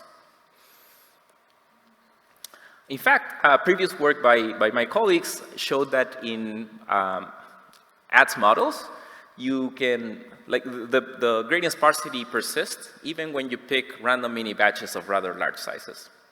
So this is a feature that appears in these kind of applications, say recommender systems, ads models, and so on. Now, this is very nice, and the question is, how do you leverage this? Let me tell you that even privacy aside, sparsity is definitely beneficial for training. So architectures such as TPUs or GPUs can leverage sparsity for faster training and more economic training. And the issue is that, as I said before, if you want to perform this training privately, one way to do this, and perhaps the most used way in practice, is that you compute your mini batch gradients and then you add, say, Gaussian noise to it to privatize these vectors. The issue, of course, is that if you add this Gaussian noise in very high dimensions, you completely lose the sparsity. And therefore, you can no longer leverage this structure for your training. So that led us to think about going into the classical setting of machine learning via optimization. So we consider both the statistical problem of learning to minimize a loss function over a certain distribution, but also the empirical related version of the problem. And I would say that our techniques apply equally well to these two settings. Even convex and non-convex settings we're able to address effectively. The main assumption that we're using for getting these improvements that I will describe next is the assumption of gradient sparsity. So your loss functions are such that for any hypothesis and any data point, the gradient that you observe has a certain bound on this sparsity. Now, let me say we're not the first to encounter this structure. In fact, there is a somewhat recent work by people at then Facebook, which also found for similar settings that this gradient sparsity arises. And they did some kind of theoretical counterpart to the results of this paper.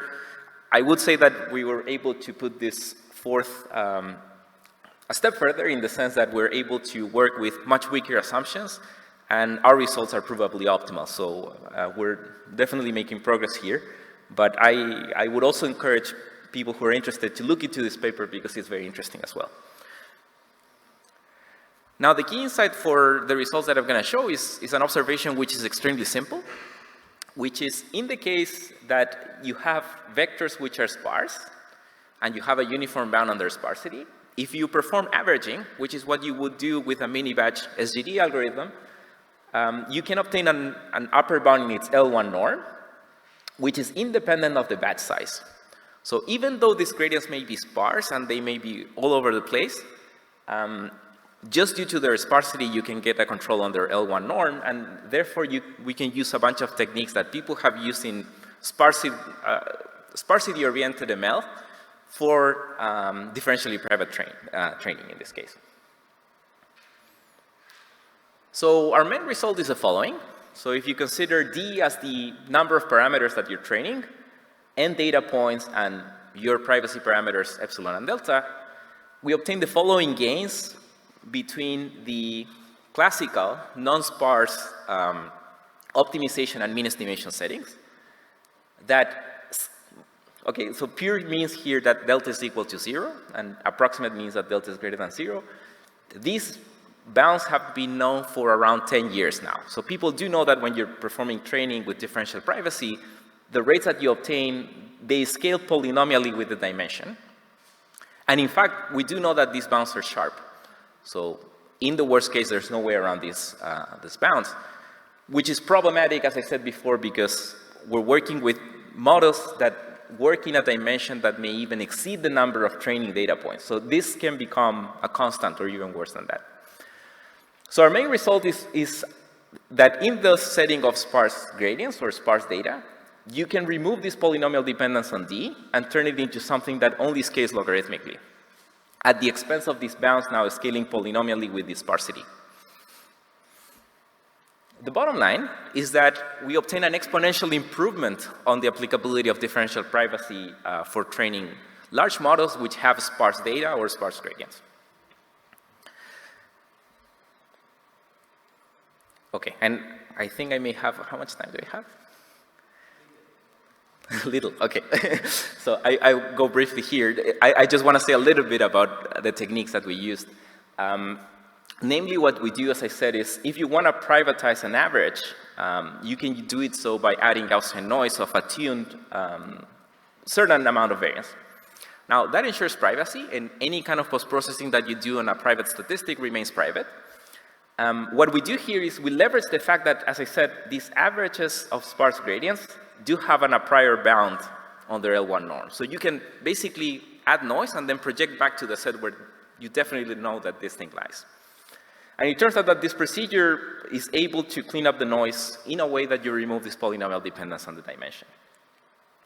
Moreover, we know very well how to perform these projections efficiently, and people have worked very hard to make these procedures extremely fast.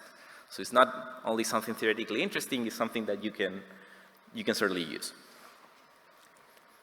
Okay, so now I will conclude, and what I presented is basically motivated by the goal of extending the applicability of differential privacy machine learning models. As I said, this comes with key challenges, which we haven't entirely fixed, and I think there's much more to do here. Specifically, we focused on the aspect of gradient sparsity, and namely showing exponential improvements upon what was previously known in the non-sparse setting. And more broadly, I would say that we have found that the use of optimization and acceleration techniques can have a broad impact on ML models. That was much of the focus of our phone project. And we have found some incipient directions that I think are very promising for continuing our collaboration with Inria. So thank you very much.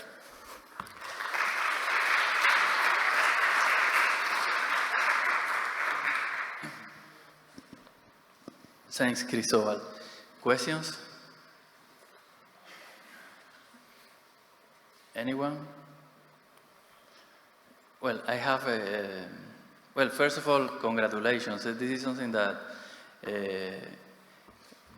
we always have these discussions on the impact on AI, and it seems that the world is going to end because of AI and all of that. And it's really important that we actually are, as a community, we are working from the inside of AI to solve these problems like privacy and all of that. So first of all, for me, it's very nice to see this happening.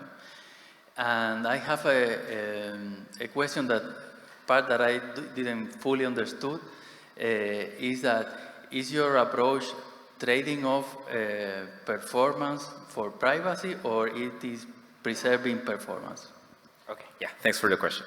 So we do know that there is no way to find the same rates, let's say from statistics, with and without privacy. And therefore, there is always a cost. And what we're trying to do here is understanding what are these optimal trade-offs. I should say that, yeah, one thing is the theory, so we can understand in which dimensions and which sample sizes we can get around or make this cost vanishingly small. But on the other hand is reality, right? So whenever you work with a real data set, you have a finite n, and then therefore you may see these things costing you much more than perhaps what the theory predicts. So I think it's important to advance in the theoretical side, but then also contrasting that with what is actually attainable. I think that Huxley say there is nothing uglier. The truth of science is an ugly experiment destroying a beautiful theory. No? So we always need to experiment. But would it be possible to have like a quantification of how much privacy have you gained versus how much performance have you lost? Theoretically, yes, we understand that well, and this work, I didn't get to go into all aspects of it, but we do have upper and lower bounds, so we understand these curves very well. But if you're going into specific kinds of attacks, I would say in that front, the most widely studied is membership inference. People have carried out experiments showing that it's sometimes we're being too pessimistic on our choice of epsilon. We're making it too small because in fact attacks may not be effective even for fairly large values of epsilon. So I think there's definitely more to be understood when you're encountering a specific problem, specific data sets. But yeah, people have been looking into these directions. Thank you very much. We have a question, really quick because we are starting to.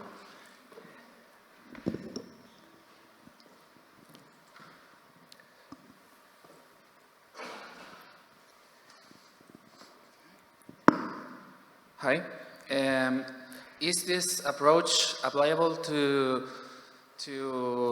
large language models? For example, in the case that you present an example about categories, right. And I can imagine that like an embedding in a certain way.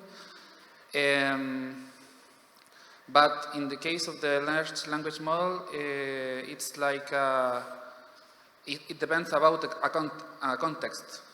So it's applicable to, for example, find a way that we can maintain some privacy about a large text. Yeah. Oh, okay. Thanks for the question. I'd say that question has like 10 different aspects that might deserve like whole discussions. But I would say first that these kind of embedding models, as you saw, is just like a single layer or a single, sub-part of an architecture that is broader, right? So what I'm saying here is applicable, or okay, let me say the experimental results that you saw there are applicable to that kind of modeling. If you're considering more broadly how an LLM works, I would say you definitely go into the direction of understanding privacy for transformers. And that's something we're not there yet. So there is incipient work that has been looking into it. Working with transformers brings its own sort of challenges because of various nonlinearities that appear in the architecture. So I would say that is an open direction. The other question though is, how do you ensure privacy for text? So the kind of privacy we're using here is we're thinking that every user has its own data and it's sort of confined there. When you're training on text, you will have several files that are related to one person's exchanges. This person may be interacting on social media or some kind of peer-to-peer communication. How do you control the privacy leakage So you need to understand maybe privacy for graphs. And I mean, there's, as I said, there's like 10 different aspects that you can start looking into them. And each of them is challenging in its own way. Thanks. One final question, please, let's speed up the... Thanks for the presentation. I have the following question. Does achieving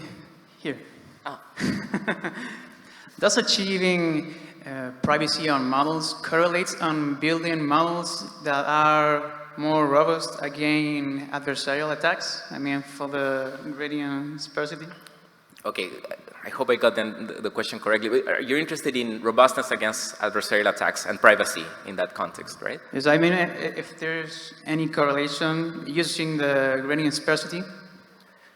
Okay, yes. I am not aware of much work in privacy against adversarial attacks, but something we have done, and it was in fact part of the phone project, was looking into minimax games in the context of privacy. So there's some form of robustness that you can encode when you, instead of just looking at minimizing a training loss, you minimize a worst case objective against, for instance, some kind of deviation by an adversary. So I should say that that doesn't completely encode adversarial training, but I think it's a step in the right direction. The other thing I found interesting about that project is things such as, for instance, group fairness and other notions of fairness can be encoded into those models. So we do have results there, and I would say that in terms of the rates, it's good that we don't, I mean, it doesn't get much harder than what we know already for optimization. Thanks. Thanks. Well, we ran out of time. Thank you, Cristóbal. Thank you very much. And our next presenter is Aidan Hogan. He is an associate professor and director of the Department of Computer Science of the University of Chile, and an associate researcher and vice director of the Millennium Institute for Foundational Research on Data. He has a PhD from the National University of Ireland, and has been working in the area of semantic web, graph databases, information extraction, and all of those very interesting topics. His presentation is large language models, knowledge graphs, and search engines, crossroad for answering critical questions. Thank you very much, Aidan.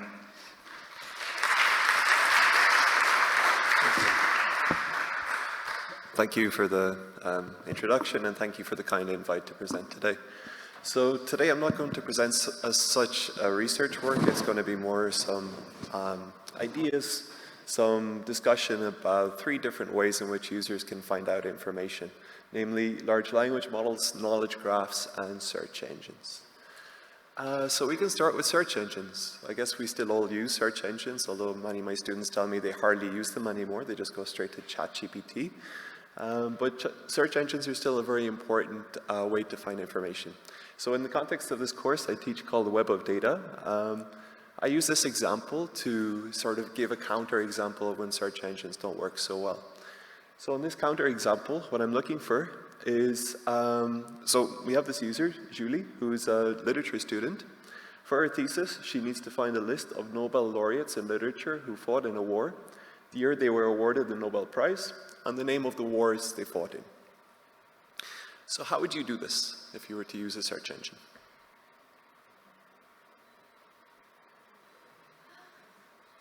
So you could just type it straight into the search engine, right, and hope for the best. Do we think we get the results directly from a search engine? Would we get a list of these people? No. Yes? Maybe? No? Well, no. In general, I tried this a few times and no luck.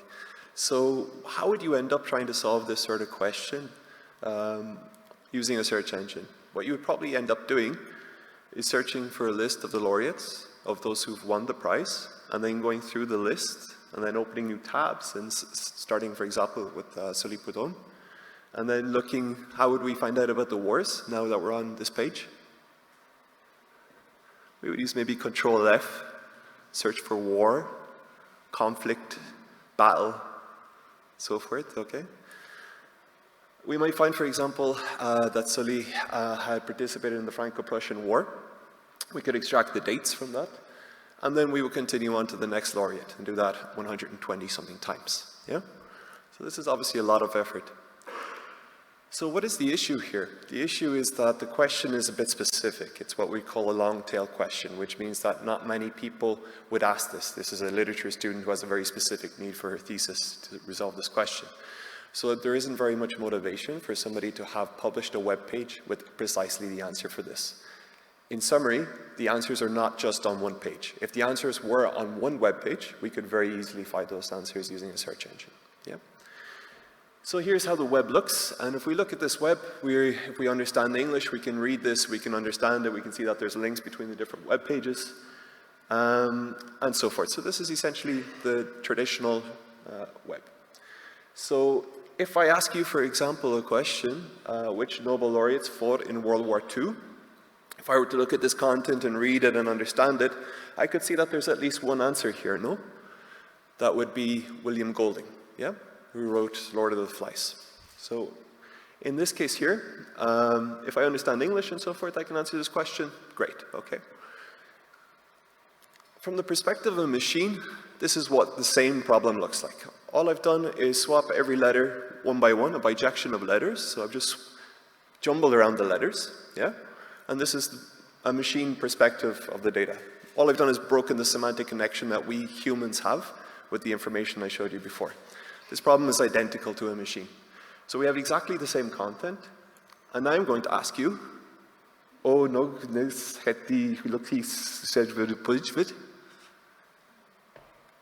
know the answer? So the answer is obviously yeah? So this is the problem we face when we try to actually do question answering over natural language representations of information, yeah? So this is quite difficult. So a different way to approach this is to avoid the problem altogether by using something called knowledge graphs. Many of you may have seen them or heard of them. Many of you may have not have heard of them. And this is the approach in this sort of web of data. This is the approach in this sort of web of data area, in the semantic web, core semantic web knowledge representation, kind of not so much from the machine learning side.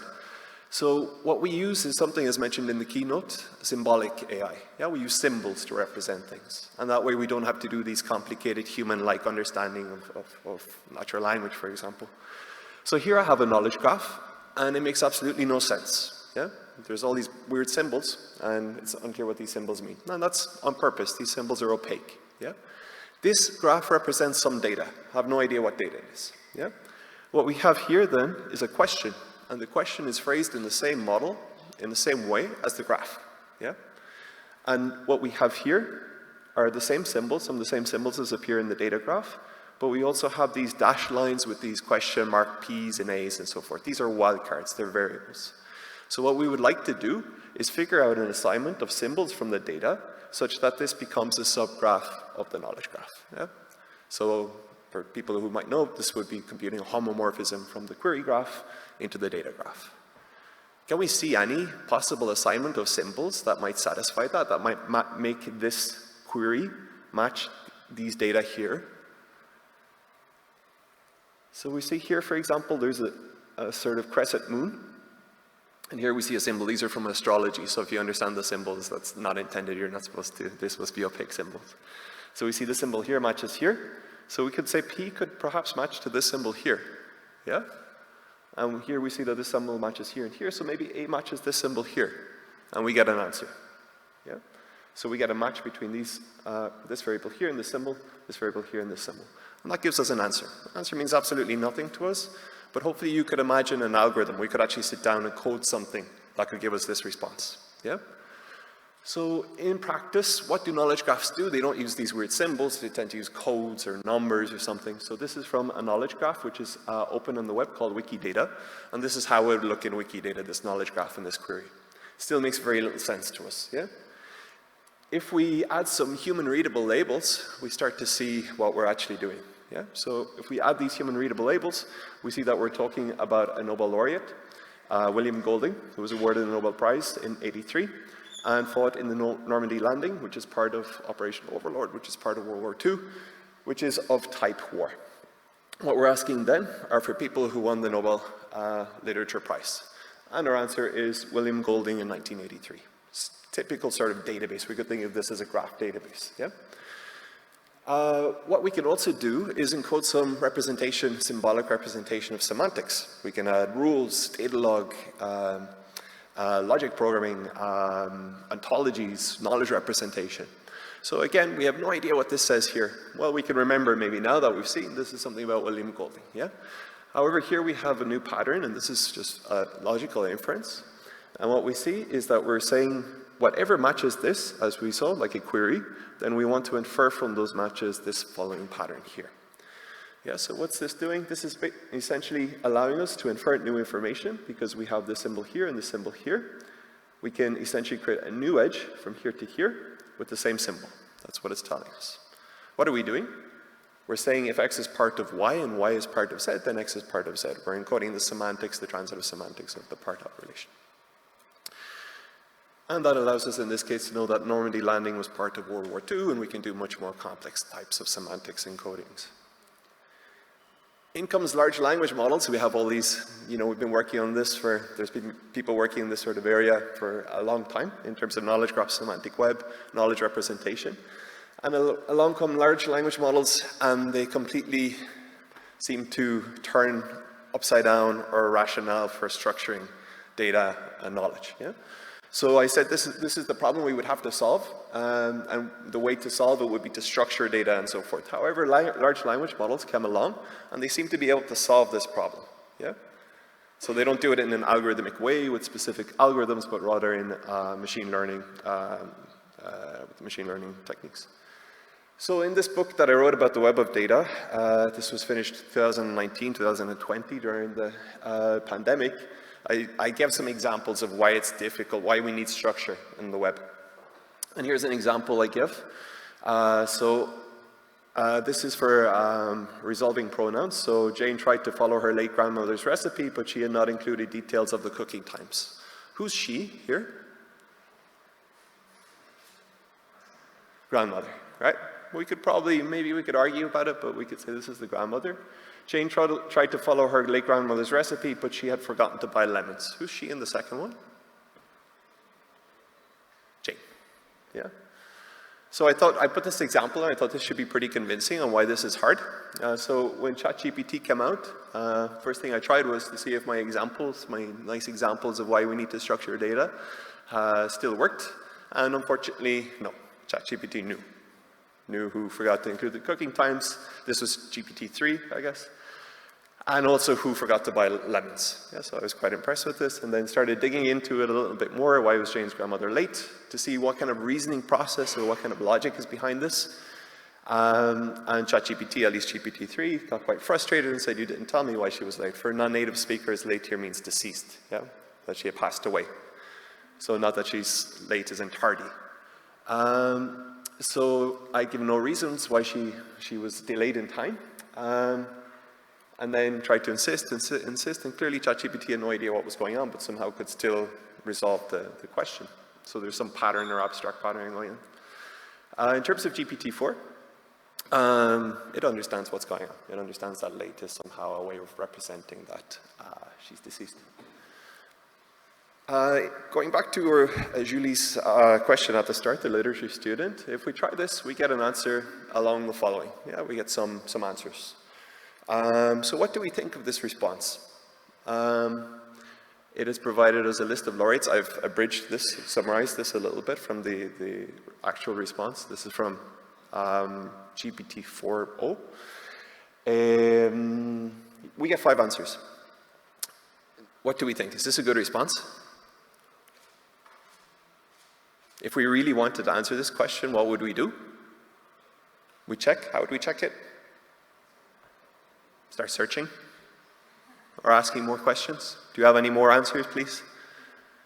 So here there are a few issues. I believe that this person here, yes, and this person here did not fight in those wars. This person was a Holocaust survivor, so was involved in the war, but more as a survivor or victim of the war. This person just enrolled in a military academy, which is not the same as fighting in a war. If I go to this open knowledge graph that I mentioned earlier, Wikidata, I can write a query and I can find answers to this. Yeah, I can query this. Wikidata is public to everyone. There's a public query service. I don't have my notebook here. I was going to do a little demo of it, but it's okay. What we get back is a list of all these people. And this list is much more comprehensive. We have Ernest Hemingway, William Golden, Claude Simon, Winston Churchill. He won the Nobel Prize for Literature, which might be surprising, for his speeches. Yeah? And so forth. We get a bunch of other people that were not mentioned, including some of the people that were mentioned by ChatGPT. And we can also visualize it in a nice timeline of when they won the award and what wars they fought and so forth. The problem with this is that the queries are quite complex. They're difficult for users to write. I can write them because I've been working in this area for a long time, but to get to this point, you have to write something called a Sparkle query. Just think about SQL, but for graphs. And most users are not able to do that. Yep. Another question, Turing tours the south. This image is from Claudio's webpage. I believe Claudio's here, colleague from the University of Chile. Maybe the people from Europe might take a minute to recognize this. I'm not sure how recognizable it is. You can ask Claudio later if you're stuck. Which Turing Award winners were born in Latin America?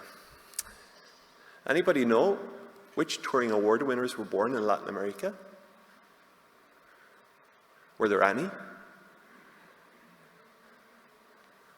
No? If I search for this, these are the results that Google gave me maybe a couple of months ago when I first prepared this slide.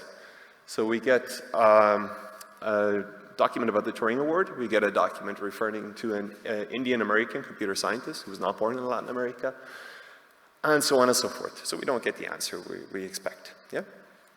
If we try with ChatGPT, GPT-3, first of all, told me that Adolfo Guzman Arenas is a Turing Award winner born in Latin America. He was born in Guatemala. Do we trust that? If we ask GPT-4, GPT-4 tells us, as of my last update in September 2021, I prepared this slide maybe 6 months ago or so, there are no Turing Award winners who were born in Latin America. Yeah, so now we have a clear contradiction between both. However, what's interesting is that we can ask the large language model to write us the structured query that can extract the result from Wikidata. This is the most surprising thing that I saw ChatGPT do. So we can write this sort of complex structured query. It doesn't get it 100% right. Yeah, it says, here somehow there's all these codes and stuff, but one thing it says is it has won the award Alan Turing instead of won the award Turing Award. Yeah? Another thing here is that it says, okay, the birthplace, this is correct, this is the correct code, the correct structure. What is the birthplace of the person, and is the continent Big Brother? It says Big Brother instead of Latin America, which is a very strange coincidence. I'm not sure what that means. So that's an interesting feature of large language models. What about critical questions? Which drugs for treating atrial fibrillation are contraindicated in patients taking lovastatin? Would we ask this in ChatGPT? Here's GPT with RAG. This is GPT 4.0 or 4.0. It gives us 4 answers. If we were on one of these medications, would we take additionally lovastatin? Contraindicated means we should probably not take it because it has adverse interactions. Would we trust ChatGPT? In what cases would we? We can actually answer this on Wikidata as well. Wikidata has a bunch of data about all sorts of different entities. Yeah, we can ask this. We can write a Sparkle query, and we can see that it mentions warfarin and 3 other drugs, which I'm not going to try to pronounce, which are actually also mentioned here. So the one that's missing, in fact, in this case, is this one. And if we search for it, if we use a search engine, now we can see actually that this is not contraindicated. It shouldn't be. There's no interactions that have been found. So maybe at some stage there was a concern about it, and the large language model picked this up. But we can see from the knowledge graph that this is not the case, and this isn't contraindicated.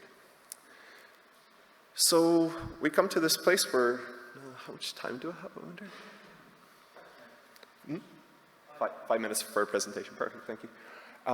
So we have this, we've seen different examples and we've seen different instances of using search engines, knowledge graphs, and large language models to resolve different types of user questions. Yeah?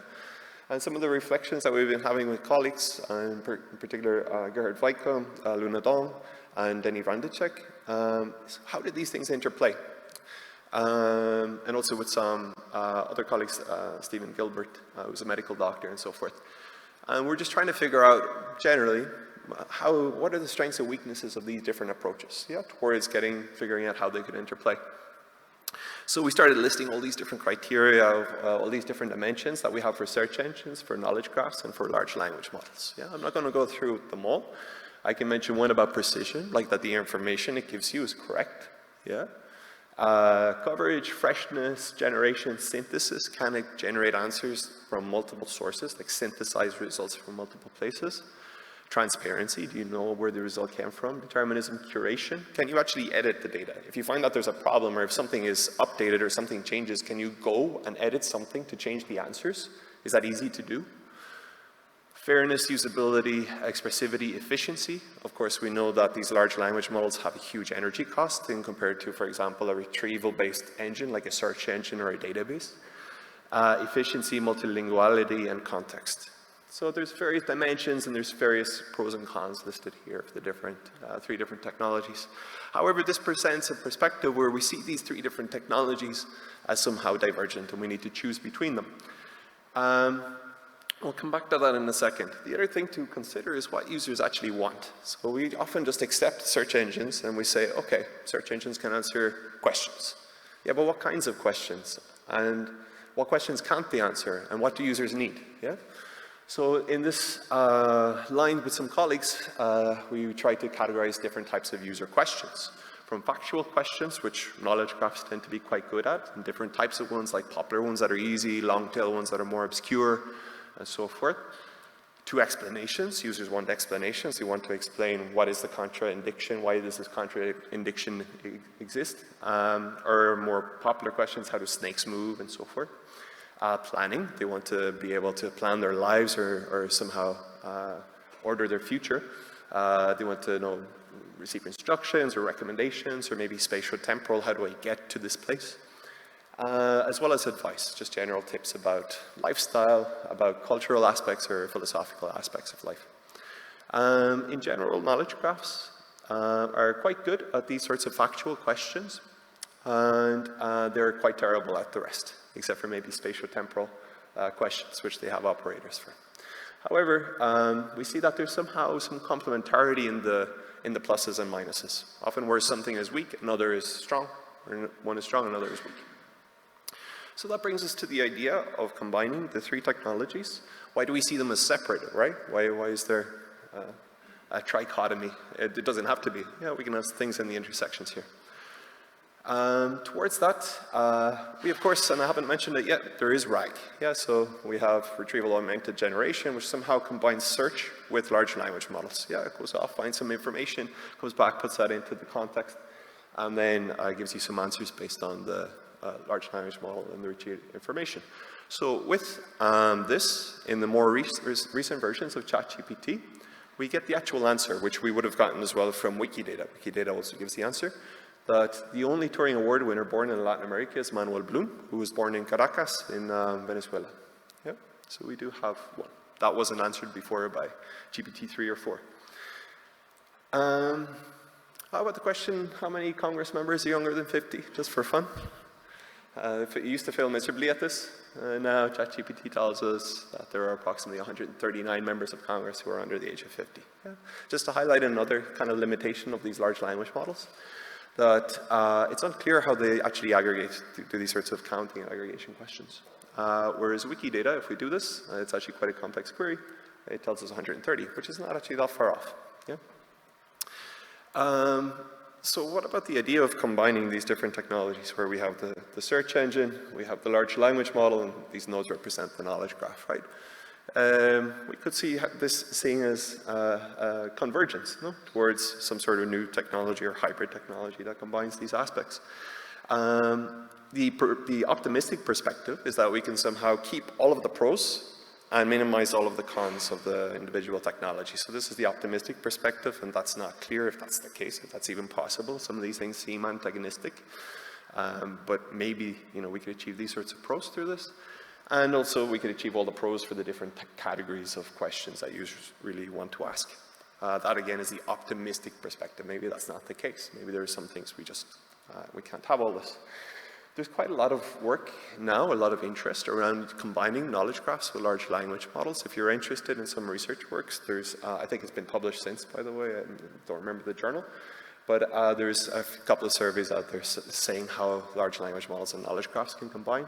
3 high-level categories. We can enhance large language models with these symbolic representations, in this case represented by knowledge graphs, knowledge representation. We can have knowledge graphs augmented by LLMs, so we use the LLMs to improve the knowledge graph. And we have some sort of more hybrid symmetric thing where the things are interleaved in a more low-level way. In terms of industry as well, there's some growing interest. Now Microsoft is talking about graph RAG and about combining knowledge graphs with LLMs in order to structure a little bit better. For example, the text collections or whatever the users want to answer questions over to improve performance. And we also try to kind of give a roadmap. You can maybe ask me if you have doubts about this, but there are interesting questions on the intersections here, where there's 2 of these technologies and also in the combination of all 3. Yeah? So we kind of give some idea of that. If you're asking if you want to read more, unfortunately we still haven't published it, but we're getting close to getting maybe a version on archive soon. So yeah, in summary, I think for me personally, the most interesting way to go, particularly for critical questions, is not to rely on the large language model as a store of data or knowledge, because it isn't. It's not a store, yeah? It's not a store of data and knowledge. So what it can help to do is provide an interface, a friendly one, to the actual store of data or knowledge. Yeah, so it can write the kind of complex queries for us. It's very good at programming and giving us, structured code from natural language specifications and so forth. So for me, what's interesting here is that somehow this language model can act as an interface, especially in critical applications, over structured data, queries, and logic. Yeah. So as a final message, neural versus symbolic is an old debate in the AI. These technologies address different needs and they're complementary, and their combination is a fertile research topic. So also we need to keep in mind what users need, not just what different technologies can provide. And yeah, LLMs, as we've already seen with RAG, I guess, the real power will come when they're combined with other technologies, in particular knowledge graphs. I work a lot on knowledge graphs, so I'm biased, but I think it's an important way to go. So thank you.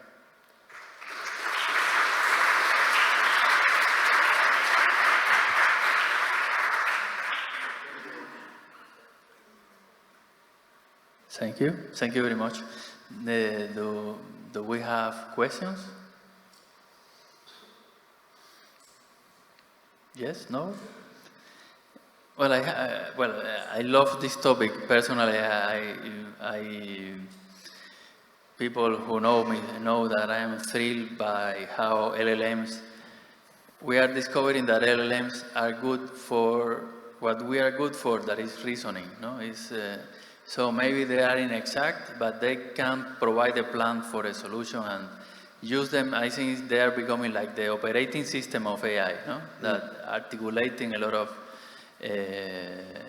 different components that you can use as we use a calculator. We don't compute multiplication mentally. We know that there is a machine that is going to be, for the 99% of us, faster and more precise. And so how this tool using LLMs, I agree with you, they will take the credit, but actually there are a lot of other components are super interesting.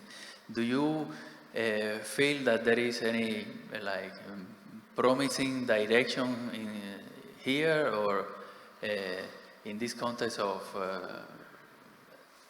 some people call this agentic LLMs, or do you have a position? So I think in terms of using large language models as interfaces, natural language interfaces to underlying services of all sorts that the LLMs can federate, of course, I think that's a hugely promising direction, because those are specialized dedicated services, and LLMs have proven their ability to map from natural language to structured calls in these interfaces. The issue that is missing to enable, for example, let's say questions over knowledge graphs like Wikidata is number one, that there is a lack of training data, like where you have questions and you have high quality queries. There are large data sets for this, but they're just sort of, they weren't created by hand, they were sort of automatically created, thousands of queries, and they're not really reflective of real user queries.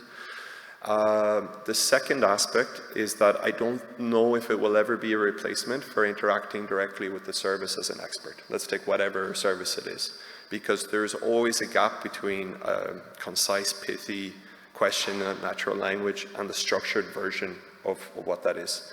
So let's say, for example, somebody wants to ask, what is the biggest country in Latin America? Yeah? Well, I have to write a query, and now I need to decide what I mean by biggest. Do I mean biggest in terms of population? Do I mean biggest in terms of area? Do I include, what countries do I include in Latin America? Okay, in this case, it's all the same answer, right? So it would be Brazil, but in other contexts, you could imagine biggest country in the world, yeah? So it's not clear to me how one can go from, even if you have this LLM that could, you know, neatly write everything and call these different services and these accurate services, there is still this semantic gap somehow, in that often in the user prompts or the user information, there's not enough entropy, there's not enough information to really produce a complex query at the end. So I think that part is very promising, but there's still some open challenges. Probably the way to do it would be to ask the user what they meant. Yeah, so it would be a more interactive dialogue with the user to clarify exactly what they need or want. Yes. Well, thank you very much. Any question? No? Thank you very much. Very interesting presentation. Thanks.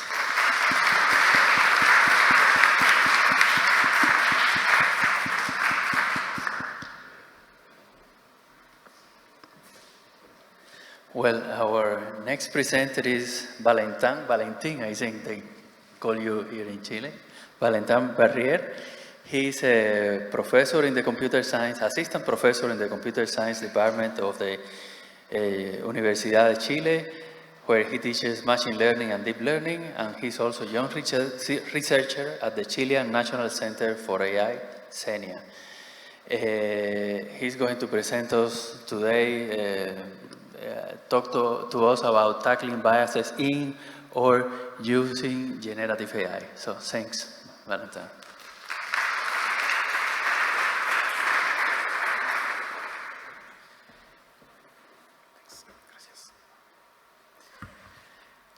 Thanks for the introduction, Luis. So in this talk, I will do a wrap-up of 4 papers that we published in the last 12 months that are about like biases using generative AI. Basically, 2 of them are like on LLM to detect biases that are like country-related using the names.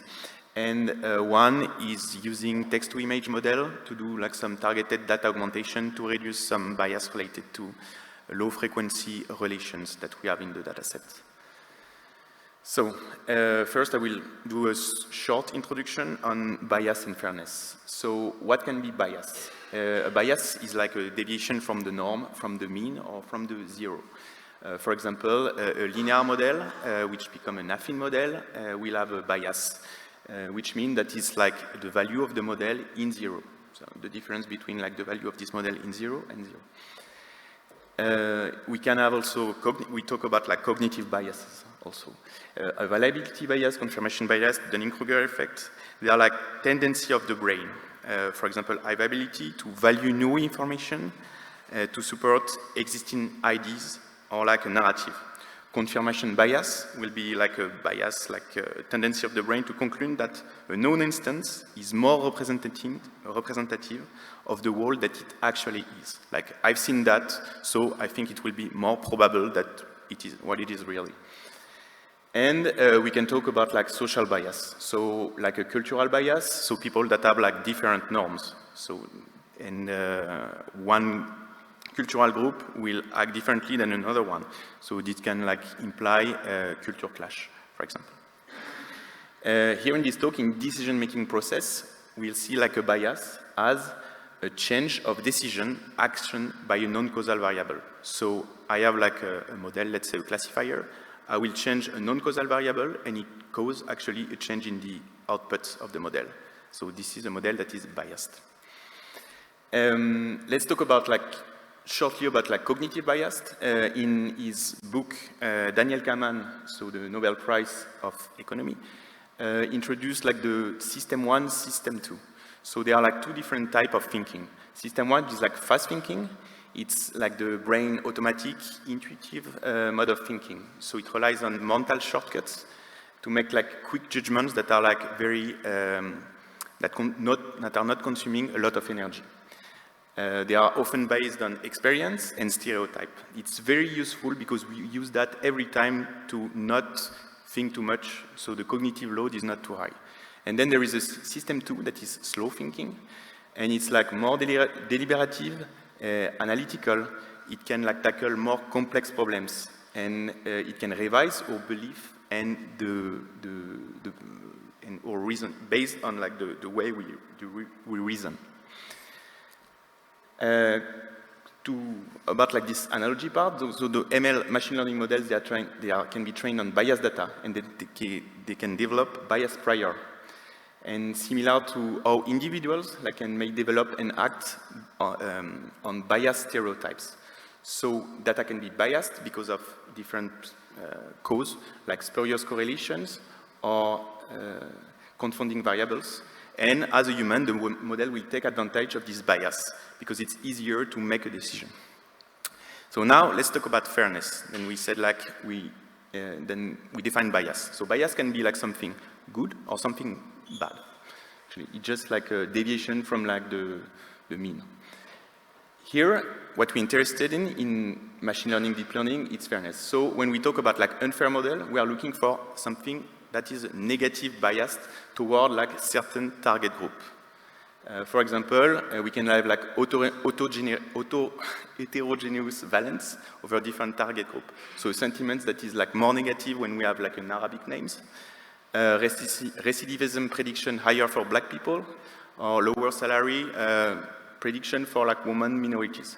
It can be heterogeneous performances, face recognition systems that are bad for Asian people, for example, audio speech recognition that doesn't work for Chilean, and stereotypes, co-reference model that thinks the woman is the nurse and the man is the doctor, or can be even lack of knowledge. We have seen recently that LLM, they struggle to have the knowledge, cultural knowledge for Oriental culture, but they are very better for Occidental culture. So, in this talk, I will talk in this talk about taking biases in generative AI. So biases related to the names from different countries in LLMs.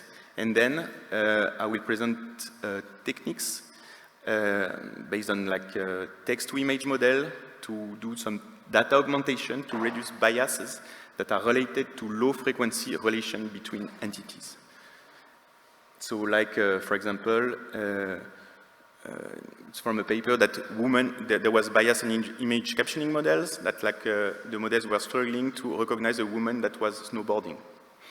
But we'll see here that this relation can be more than that. So we'll talk about gender, but also about color detection or counting abilities. So first, this one. So we talk about fairness in AI. It's something very important. Generally, the papers on NLP that are talking about these subjects, they are making they are merging the country based on the GDP, and it's very coarse. So we've seen that, for example, in Europe, you have a lot of different cultural heritage. From the cultural heritage from the different countries are very different, and they have the same GDP. There is also the thing that the world has high diversity of language, culture, and there is a lot of migration. For example, we have a lot of migrations from the neighboring country in Europe or from Africa, and people with different names. There is a general issue on the bias detection methods. So there is two levels. First, generally, the bias detection method, they are biased themselves. So the first level is that they generally are used on the pre-trained language model. They are not used on the classifiers that is like open source and that the companies will use to have an impact, direct impact on the citizen. There is like there will be a bias implied by the task training data. Second level is that the bias detection methods, they rely on, for example, templates or on some types of sentences. But the behavior of the model is very different between templates, like data from Wikipedia, and tweets, let's say. So here we propose a model that used the fine-tuned model, so the one that will be directly impacting citizens, and the production data. So we'll have the real behavior of the model. So because it has like the same distribution, and it's like a production data distribution. So what we did here, we use like target production data, and we use like a name entity recognition to detect, to create like target domain templates. So for example here, I spent the day with Joshua, and this went not as expected. So I spent the day with and this went not as expected. Then we fill the templates using the most common names from different countries. So we'll have Alexander, Alexandre, Alexander, etc. And we create like those different sentences. Then we measure the output discrepancy between the perturbed example. So we have like a change in a non-causal variable, it will provoke a change in the output, there is a bias. Then after we'll see if it's positive or not.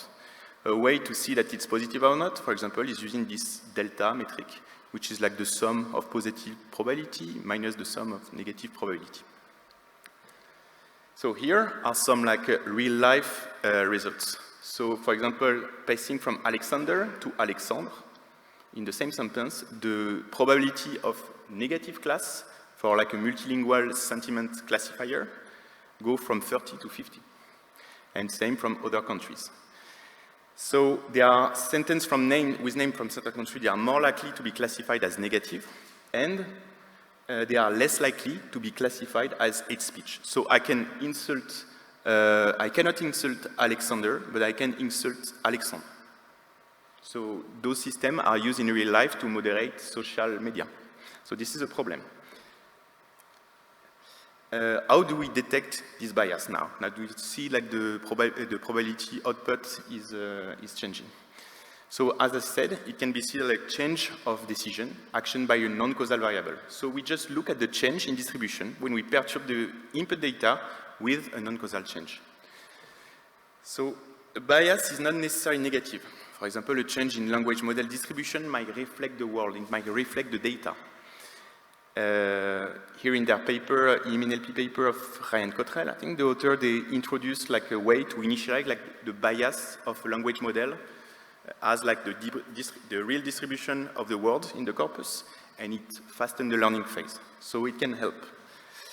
And for some model, when the label have explicit valence, it's possible to quantify the positiveness on this bias. So we propose several metrics at 3 different levels. The first level is like general metrics. We'll look at the difference of the distribution, of the difference in 2 distributions. With the distance between 2 distributions, we can use like KL divergence, GS divergence, vacillation distance, etc. So this is only a way to say, hey, there is a problem. We change something that is non-causal and the output is different. Then we use the second level, which is a label-oriented one. So me, as like a machine learner, I will look at my classifier and look at the different type of class regarding the data, and I can analyze with my knowledge of the data set. For example, it can be like in the ACLED dataset, which is armed conflict event detection. If you change, for example, New York from Jerusalem, and the model detects more, I don't know, bomb attack, something like that, you can see like there is a bias, because the text will be the same. The text is describing the event. The text doesn't change. So it works on names, but it works also on location. So you can use that to interpret the type of bias regarding the class and the target group. Then you have the valence-oriented one, the delta. So you can use that to detect if the bias is artful or not. So okay, finding that using name as proxy allowed to detect country-related bias. We saw that there are negative biases towards several countries. The bias of multilingual models depends actually on the sentence language. So the model will favor names from the countries that are speaking the language. So in French, it will favor Mathieu, and in Arabic, it will favor Mohamed. And this has like strong implications because, for example, in like social media, a lot of people in social media, let's say, a lot of people are using English as pivot language, so it will favor people with like English names. And then we're studying the link between like out of distribution words, perplexity, and sentiment predictions. And we see that the models have very different way of behaving with known language, unknown language, and the way they are seeing names is more like unknown language, so a language they haven't been trained on. So we did some tests on Maori and Basque. I will skip that because of time, I think. There is intrinsic, extrinsic methods. It depends. So I talked about like the problem of the data, and there was like a few words on the nationality bias. So here are the experiments. We used widely off-the-shelf Twitter multilingual classifiers that were not only sentiments, but like sentiment, emotion, hate speech, offensive text detections. And they are like widely used because, like, for example, this Twitter XLM Roberta based sentiment has been downloaded 1 million times the last month when I was 1 million monthly download at the time of the writing. We also use multilingual stance classifier. So we use dataset from Tweeteval, so tweets in like Arabic, English, Spanish, German, French, Italian, Portuguese, and other tweets, English, Polish, Hungarian, Turkish. We use like stance recognition dataset COFI, which is on the Conference on the Future of Europe, which is a participatory democracy platform, where the people can propose some new laws that should be debated in the European Parliament. Like we should ban plastic bag, and other people like commenting on that. So the task here, stance recognition, is to detect if the comment is in favor, against, or neutral. We use also gazetteer of most common names and surnames from each country, so it comes from Wikidata, so that was mentioned by Aidan just before. And we used GS divergence, not the KL. So we created 50 random perturbations per sentence. So the two experiments, they are on bias detection. So we want to quantify country name bias on widely used classifier.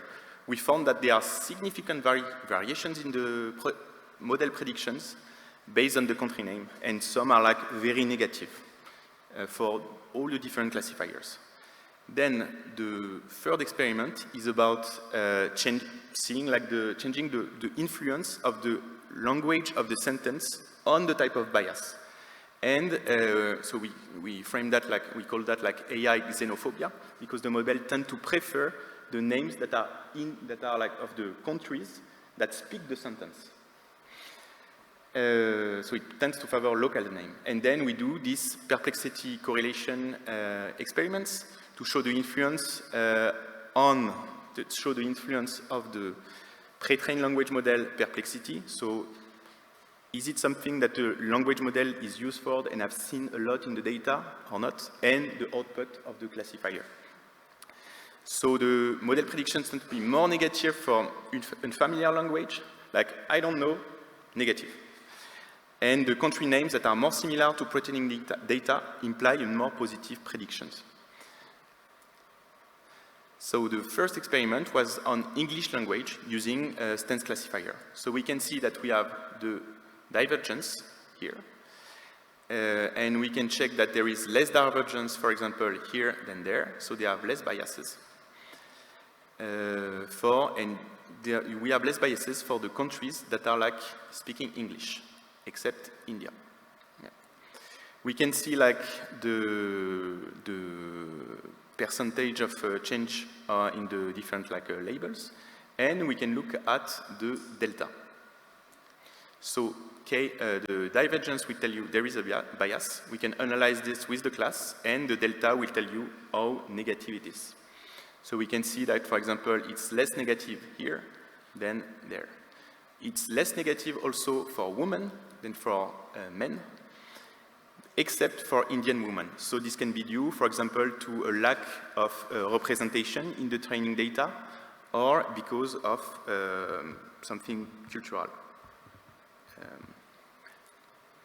In the second experiment, using English language, using multilingual sentiments, we can see also these data. So here we are using like multilingual sentiment classifier, and we can see the same trend.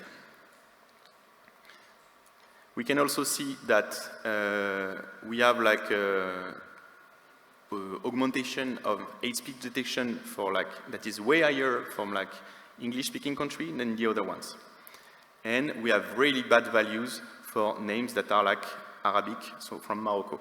And for example, we have an increase of 60% in anger detection, which is huge. And a diminution of like 33% on optimism and on sadness. Then, on the third experiment, we use like several data sets that are in different languages and the same model than in this experiment. So, multilingual sentiments classifier model. So here we have like the countries, like Morocco, UK, Germany, France, Spain, etc. And the names from this country. And here we have like the different data set, Arabic, English, German, etc. And what we did is like calculate the delta and normalize it regarding like the data set. And we can see a very clear trend, not perfect, but still, that the data set in Arabic will favor names from Moroccan. In English, it will favor names from UK. In French, it will favor names from France. We could see like the name influence, like the sentence of the language is influencing a lot.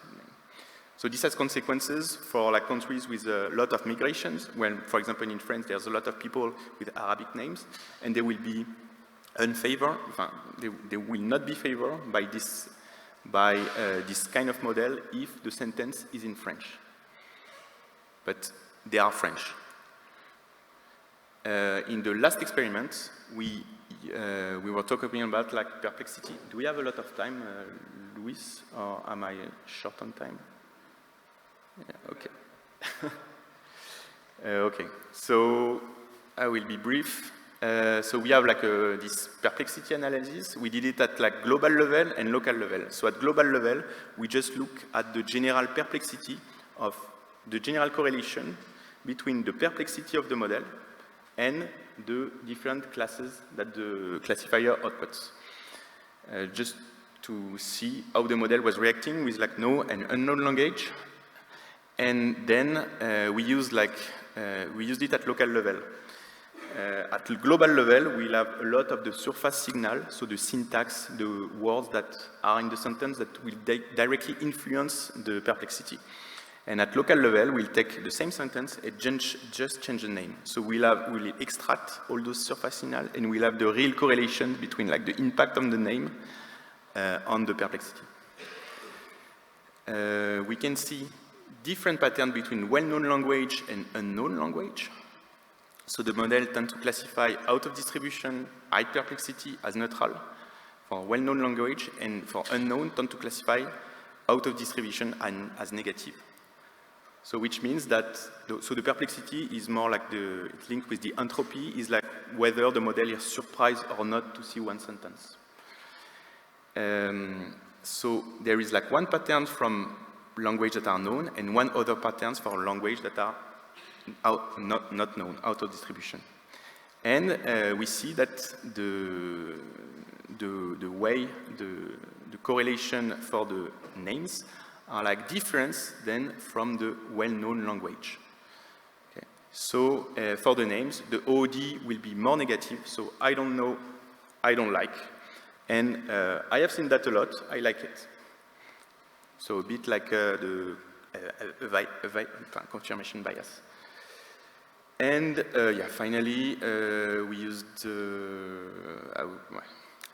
we use like a text-to-image model to generate new data, and it can like helps the an image captioning model, so a large multilingual model, to adapt to new situations. So, for example, a red tree, a football match with several balloons, or women snowboarding. And we've seen that our targeted data augmentation, so which take like the real image and the real captions and change like girl by guy, or like black scarf, red scarf, and generate new data, will help the model to be better on like the different examples of the tests that are related to gender, counting, or color. So it's help the model to focus on like basic human skills and get better results on these data sets. So conclusion, there was like new techniques to detect country-related bias. On off-the-shelf classifier, we have seen that there are many problems, we can detect them, and we proposed an analysis with the perplexity. And then we can see that also bias can be due to low correlation relations, and we can use generative AI to augment the data.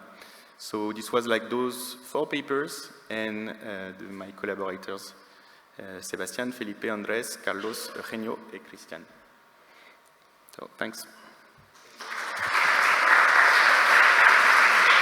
Thanks. Thank you very much. Questions? Over here.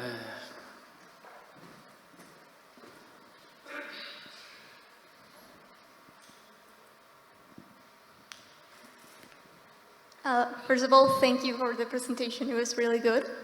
How did you quantify like the negative tone or positive tone of a word? I didn't understand that.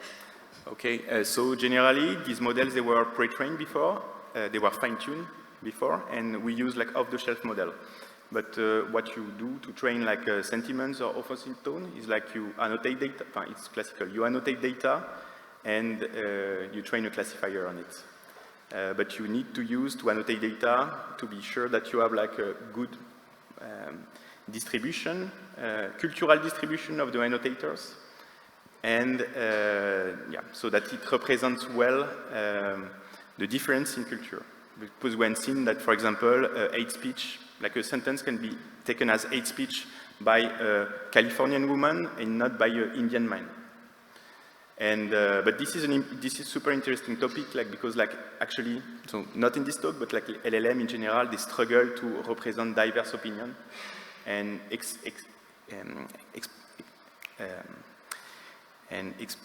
especially the minorities. Thanks. We had some questions. If you can pass the mic in this direction. Thanks.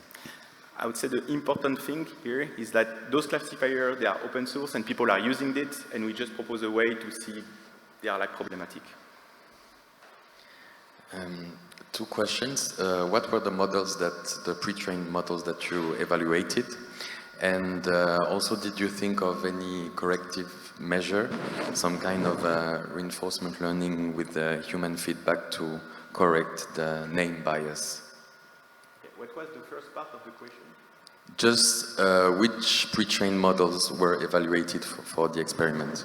Okay. So the model that we evaluated was like models that were based on XLMT, which is like another pre-training of XLMR on Twitter data.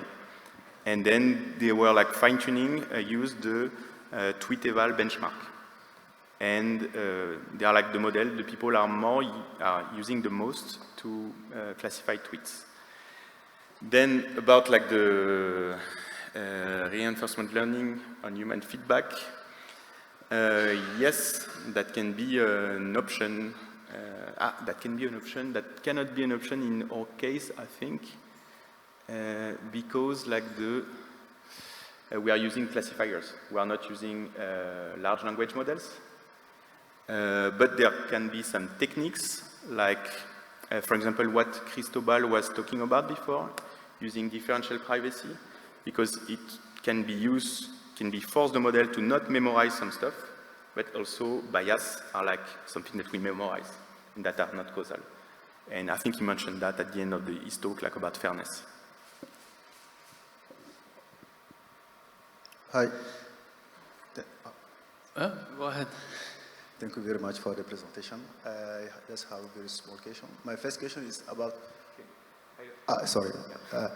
is how do you evaluate that when you remove this kind of bias, how do you evaluate your answer to be sure that like you don't have like some kind of false positive in your answer? Like, I don't know if you get my point. Like, how can we ensure that this bias, removing this bias, will not influence badly the result of your research or of your techniques? So I'm not sure I understood well the question, but it's like how to assess that the bias is like well removed. Yeah, Right? not well removed, but how to be sure that the bias will not change the real answer of my question. Okay, so we change one bias for another one. Yeah, and like we have like this cultural,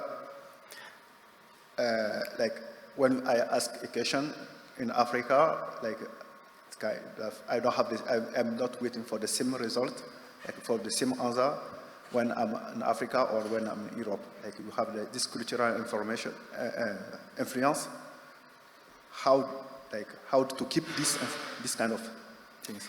Yeah, so yeah, that's a very good question. Here we are just focusing on names, so it's something like kind of very easy, but actually there are way more things that are like related to the bias at the country level.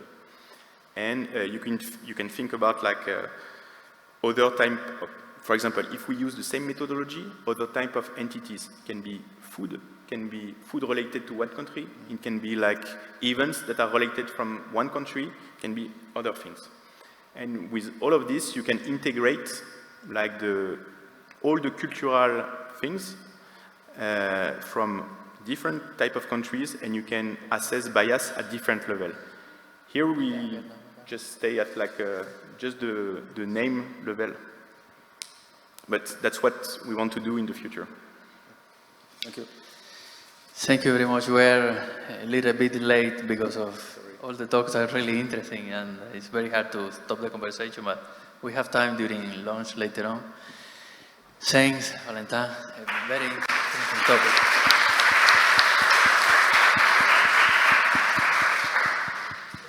Well, I should stand here.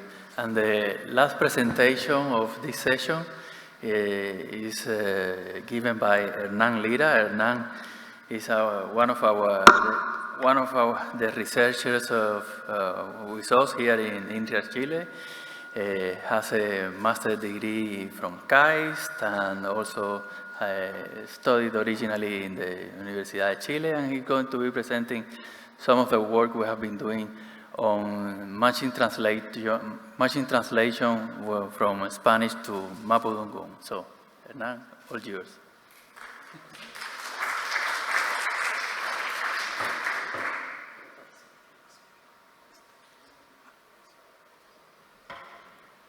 Okay, thank you, Luis. Yeah, so I'm gonna talk about our project, which is called WEMUL, which is a Spanish Mapudungun translator that uses transfer learning for low resources languages. So this is an ongoing project. So I'm gonna talk about like the main motivation and the initial results that we have so far. So to begin, I'm gonna give you some context of Mapudungun. So Mapudungun is the language of the Mapuche people. Mapuche are indigenous people like lives in some part of the south of Chile and also in Argentina. And the Mapudungun is currently classified as an endangered language. So these are threats of extinction. around 10% of the Chilean population is actually directly descendants of Mapuches, but it's estimated that only less than 1% is actually speaks the language. So over time, less and less people are speaking Mapudungun. So in our kind of vision or goals, we aim to help in the efforts of preserving and revitalizing the language. For doing that, we aim to create a robust translation model and a web application for using it, right? So we want to do translation using neural networks. So let me first explain a little bit how does it work. So translation is kind of the classical test to determine if a model is actually understanding the language. So basically what you do is that you convert text from a source language into output text in a target language. So you need to analyze the source language and you need to generate text in the output language, like that when translating from English to French. But like the overall view is that you need some text, so raw text as an input, then you need to process it in a way that an encoder-decoder architecture can use it. So basically that processed text goes to the encoder, and then the encoder creates the context vector that then the decoder uses to build and to construct the translation output, right? So, of course, recent progress have revolutionized the field, not only machine translation, but natural language processing and all the deep learning field. And in particular for this, sequence-to-sequence model, neural attention mechanism, and transformers has been a key ingredients for this recent progress. So in particular for Mapudungun, there's a lot of technical challenges. So Mapudungun is classified as a low resource language. This is because there's limited data, limited digital data. So there's few text, there's a scarcity of parallel data, and there's no standardized corpus that we could use to build and to train deep learning models. And also Mapudungun is people actually learn Mapudungun not by reading text, just by speaking. So it's an oral tradition language, which adds another layer of complexity. And also it has a complex morphology. So for instance, it has a polysynthetic nature. So a single word in Mapudungun can encapsulate the meaning of an entire sentence in Spanish. And it's also an agglutinative language. So words are formed for a root, and then you can add suffixes and prefixes to that root, and keep getting a larger word that can have different meanings, right? So it's also the evolution of the language is linguistically isolated, so there's no much languages that we can actually compare, so we can get features from it to build a deep learning model. So you can have an example of this. This is a word in Mapudungun, and the translation in English is in our houses. So if we decompose the word in Mapudungun, then we can have that ruka, it means house, meu, it means in, and eungun means that the word is in plural, right? So in English it would be like that. So you can see that in Mapudungun the morphemes are matched together to form the word. That is not the case in English or in Spanish is the same way. All right, so I want to highlight two previous works that we are actually comparing against and using it. So the first one is the one from Duan in 2020. They developed a Spanish Mapudungun translation model trained with a certain corpus, and it's basically a sequence-to-sequence transformer architecture. And they got not so good results in terms of performance, but they have a good methodology and good a way to construct the corpus that is actually the same corpus that we're using, and is kind of the baseline that we are comparing to. And also, there's other efforts from Chile too, from last year, this work from Pendas et al., that they focus on the data creation part. So they're using active learning for building this corpus and with the help of the native speakers. So they're aiming to reduce the manual effort in the labeling processes. But since they are focusing on, at least in this study, they're focusing on the data construction part. They are not focusing on the modeling part, so the model is a standard translation model. Yeah, so I'm going to delve into the methods and our approach for building the translation model. So as an overview, I mentioned you this workflow, and I'm going to talk about the data we're using, the processing and the tokenization part, and also about the model architecture. But first, I'm going to talk about the transfer learning, which is a technique that we're using, kind of one of the main techniques we're using. So transfer learning is a technique that applies knowledge gained from one task to enhance the performance on a related task. So in this way, we can reduce the amount of training data we need. And it's work. So first, we need data, parallel data. So parallel data means data, if you want to translate from one language to another, so you need to have the text in the source language and the same text translated in the output language. So for doing transfer learning, you need parallel data from high resource languages, for instance, from Spanish to English, from Spanish to French, and so on. And then you train a model using this data. So this is called the parent model.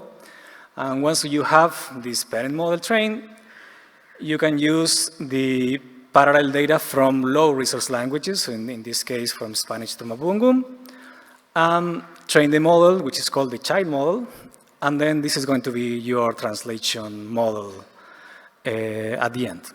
So in our case, what we do is like we have the baseline model that was similar to the one of Duan that I mentioned before. So we have the Spanish Mapudungun parallel data, we train a model, and we have this first baseline model.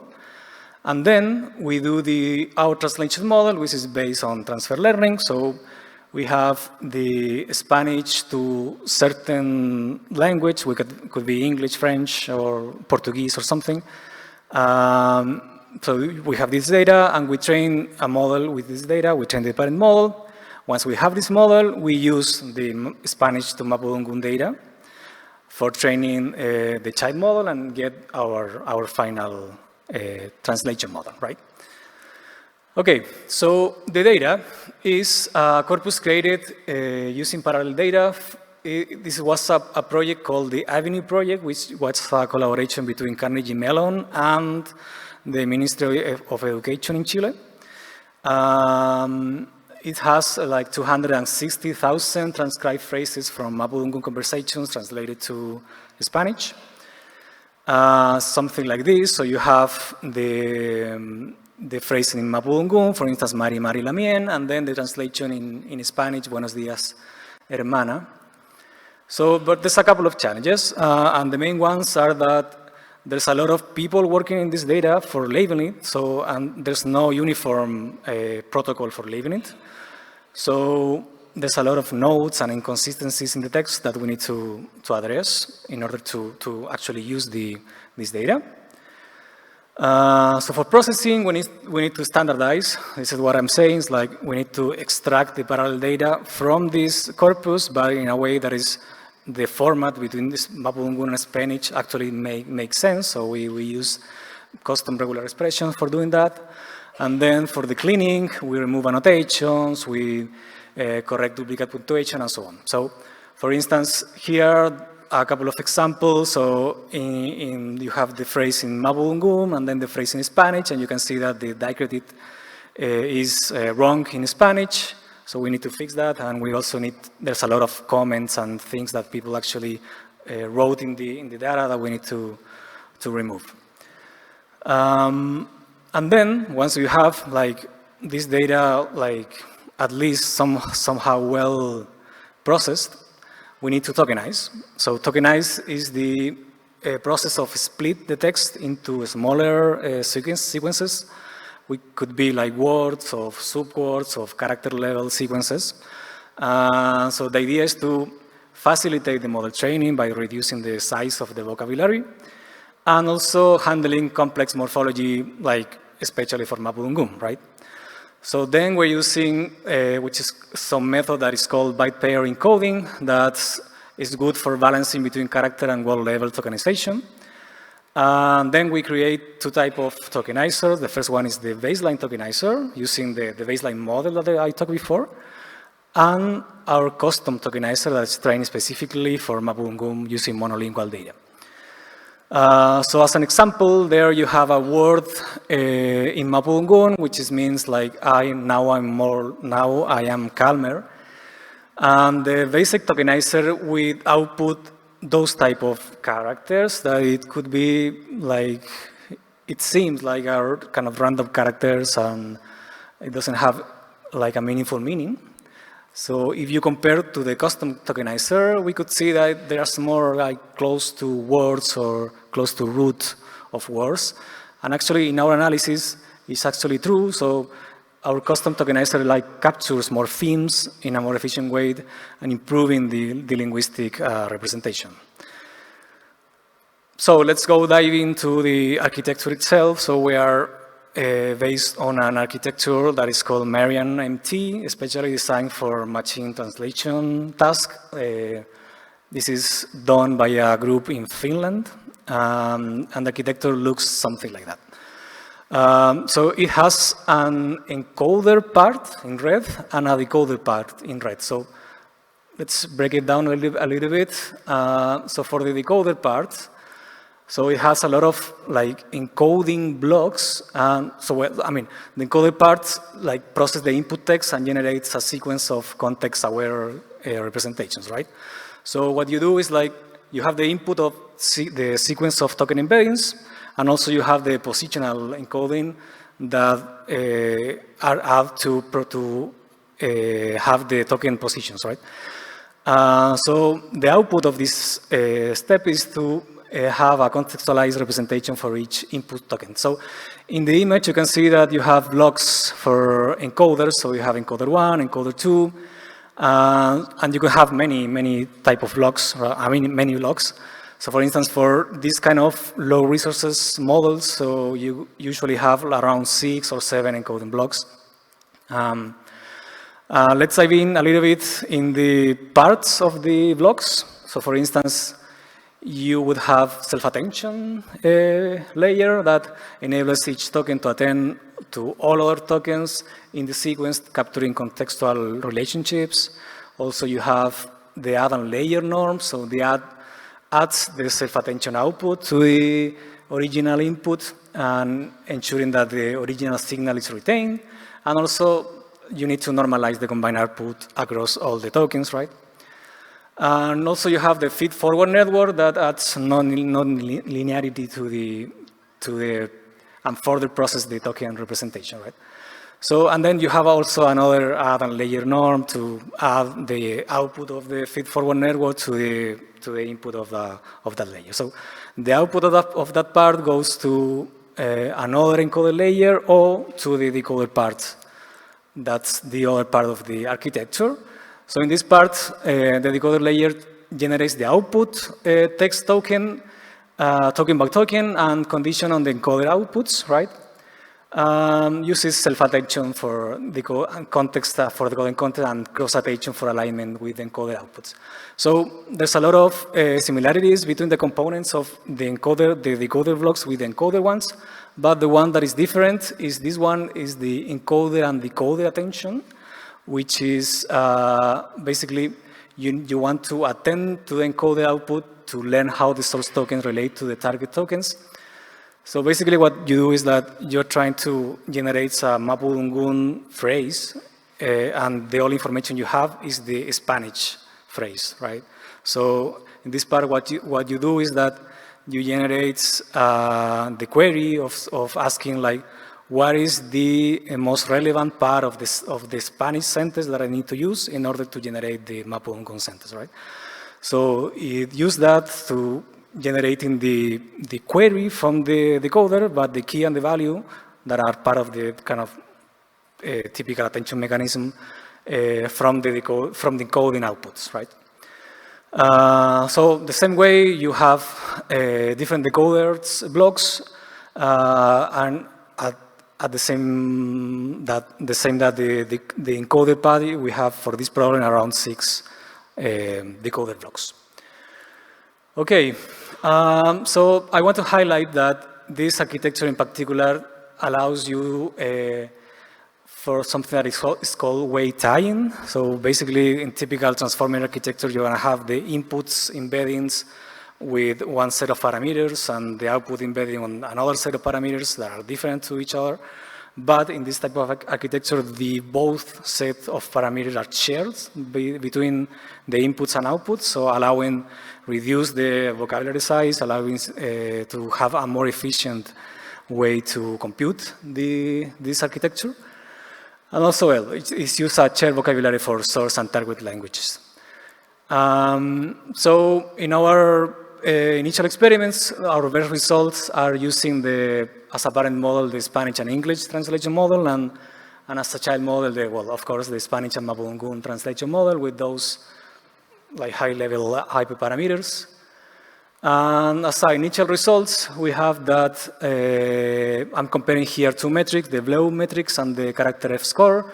So BLEU compares the machine-generated translation with the reference data. So a higher BLEU score indicates a better translation quality.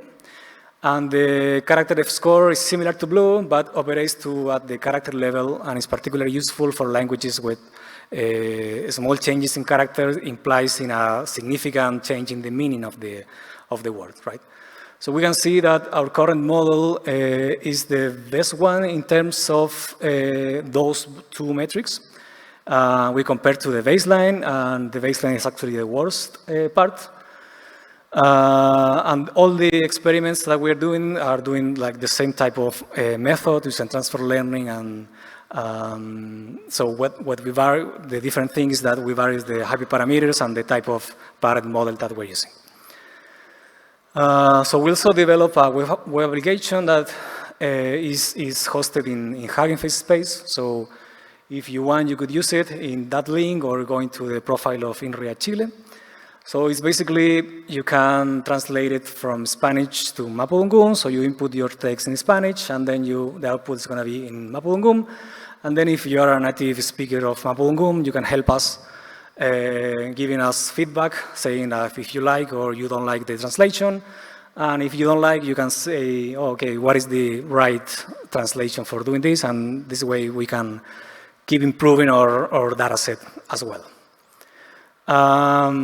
So I want to conclude simply by saying that our initial results indicates that transfer learning improves Spanish Mapudungun translations in our corpus, but there's a lot of room for improvements. So for instance, since our best model, our best parent model is Spanish and English is very different, like morphologically, to Mapudungun. So we think that there's a lot of work we can do in terms of the corpus creation, in terms of tokenization and processing that we could use to keep improving further the model. And as a future work, we have two main focus. So the first one is about the data. So improving the data processing and tokenization, we can include data augmentation techniques such as back translation. We can apply noise filtering and deduplication. And also we want to collaborate with native speakers and Mapuche communities to help us improving not only the model, but also the corpus and the data quality that we have available. And also enhance the model itself, so we can explore other approaches like semi-supervised approaches and fine-tuning models with user feedback. This is related with working with Mapuche communities and so on. So yeah, that's it. Thank you for your attention, and this was my talk about our WEMUL project. Thank you very much. Thank you, Hernan. Do we have questions?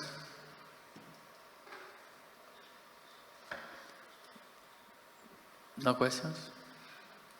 Well, I don't have questions because I am part of the paper, but you know, it would be weird to ask you, like, when do you plan to finish the paper you're writing? But this is really interesting. Just as an anecdote, the language is different even at the way things are expressed. I remember testing the translator. I picked a post by Jean Lacan from Twitter. I was reading Twitter and just copy-pasted that Jean Lacan went to the US Senate to present something on AI and all of that. So, of course, I don't speak Mapudungun. So what I did is I translated to Mapudungun and translated back to English to read the results. And the results were almost poetic. On a clear blue day, I went to meet Mapuche and non-Mapuche people to talk about.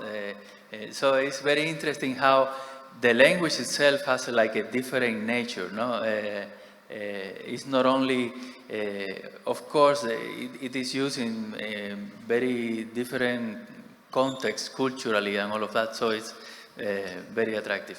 Okay, yes. Okay, but I give you.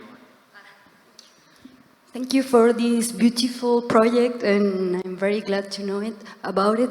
And I'm wondering, maybe this is not the focus of your work, but how can we integrate this in the educational program in the future? So there is something in mind to integrate this in the educational program in Chile. I don't know how to use it for education purpose. So to integrate this in the educational, I didn't hear well.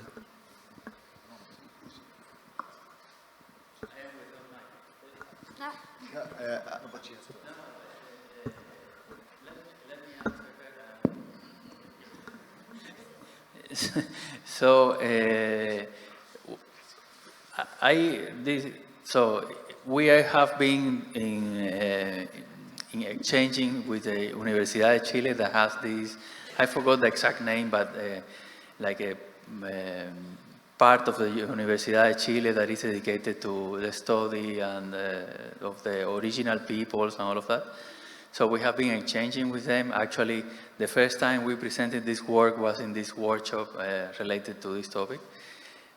Personally, I think that it's too early to let this loose in the wild, no? To make it like a usable product that, for example, kids can use and all of that.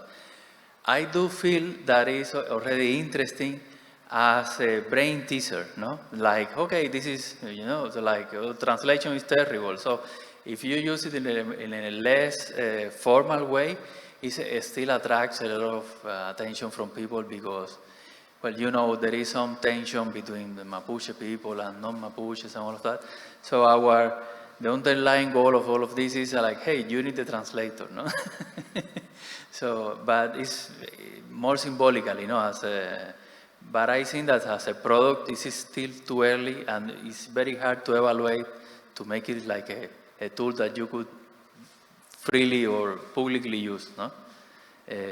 That is why, by the way, we included this part of give us feedback to make it explicit that we don't trust what we are producing 100%. Go ahead. Thank you very much for this presentation and a very nice project.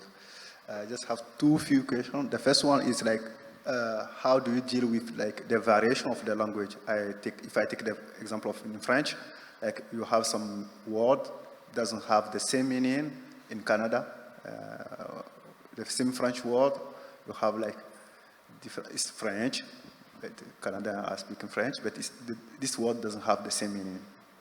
This is my first question. And the second one is like when you have a new word like drone or Instagram or Facebook, what's the process to translate it to Mapuche? Like you always use Facebook or you try to, like, what's the convention in this kind of?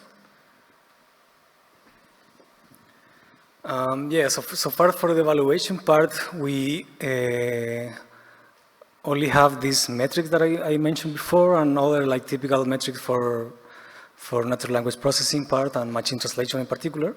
But we plan to add the part of like, as I mentioned in the last part, like adding native speakers to evaluate these sentences that are the output of the model.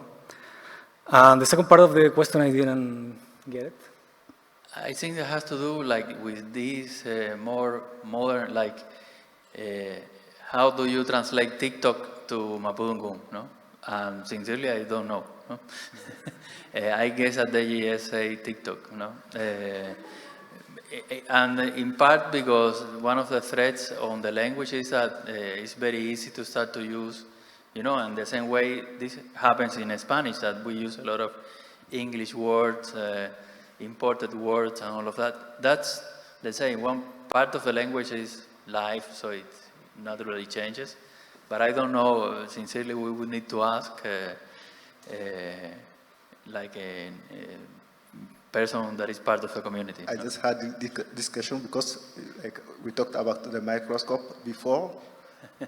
Yes. You have a very nice interpretation, but no, but that we were talking about the case of the Basque language, no, of Euskera. No? In this case, I don't know. No, as Hernan was explaining, there is a dual complexity. Is first that it's very poorly documented. It's mainly oral.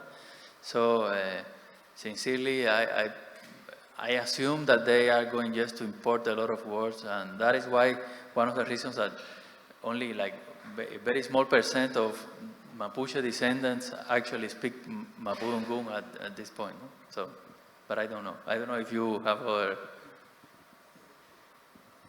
Okay. If there's time for just a short.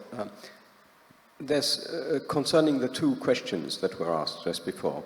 There's something interesting with Israeli language, because back in 1967, I think, when the state of Israel was decided to create a state, the big question, because there was a diaspora of many Jewish people everywhere who were speaking all kinds of languages, and so there was a big question on which kind of language they could use.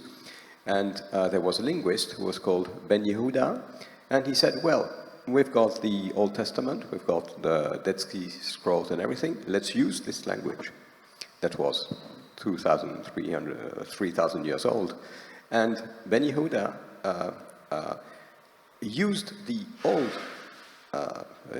Jewish language from 3,000 years ago and managed to adapt it and to make it current. And right now, something completely incredible, which is that Israeli people can read the Dead Sea Scrolls.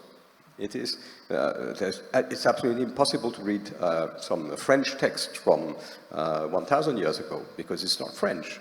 The words are different, everything is different. But in Israel, they really managed to take this ancient language and modernize it. I don't know how they did it, but you could have some clues on how to integrate new words, because of course there were no cars in the Dead Sea Scrolls or whatsoever, and how they integrated the new language. That could be one thing. And just before, and for the problem of lack of texts, you gave your own solution in the games theory. In the latest AI program that managed to win against the world Go champion, the AI worked against itself and learned on itself. And one easy way to do it would be to start with a Spanish sentence, as you said, exactly what you did. Translate it automatically to Mapudungun, then translate it back and see if it's different or not, and then modify the thing until you get what you're supposed to get. And that would be another idea too. Yes, certainly. I don't want to spoil the work we are doing, but part has to do with even using LLMs, not fine-tune or train on Mapudungun, that are still able to do something. Let's translate launch to Mapudungun now, and before we go, I will let Montserrat that has some notes to share with us. So, thanks.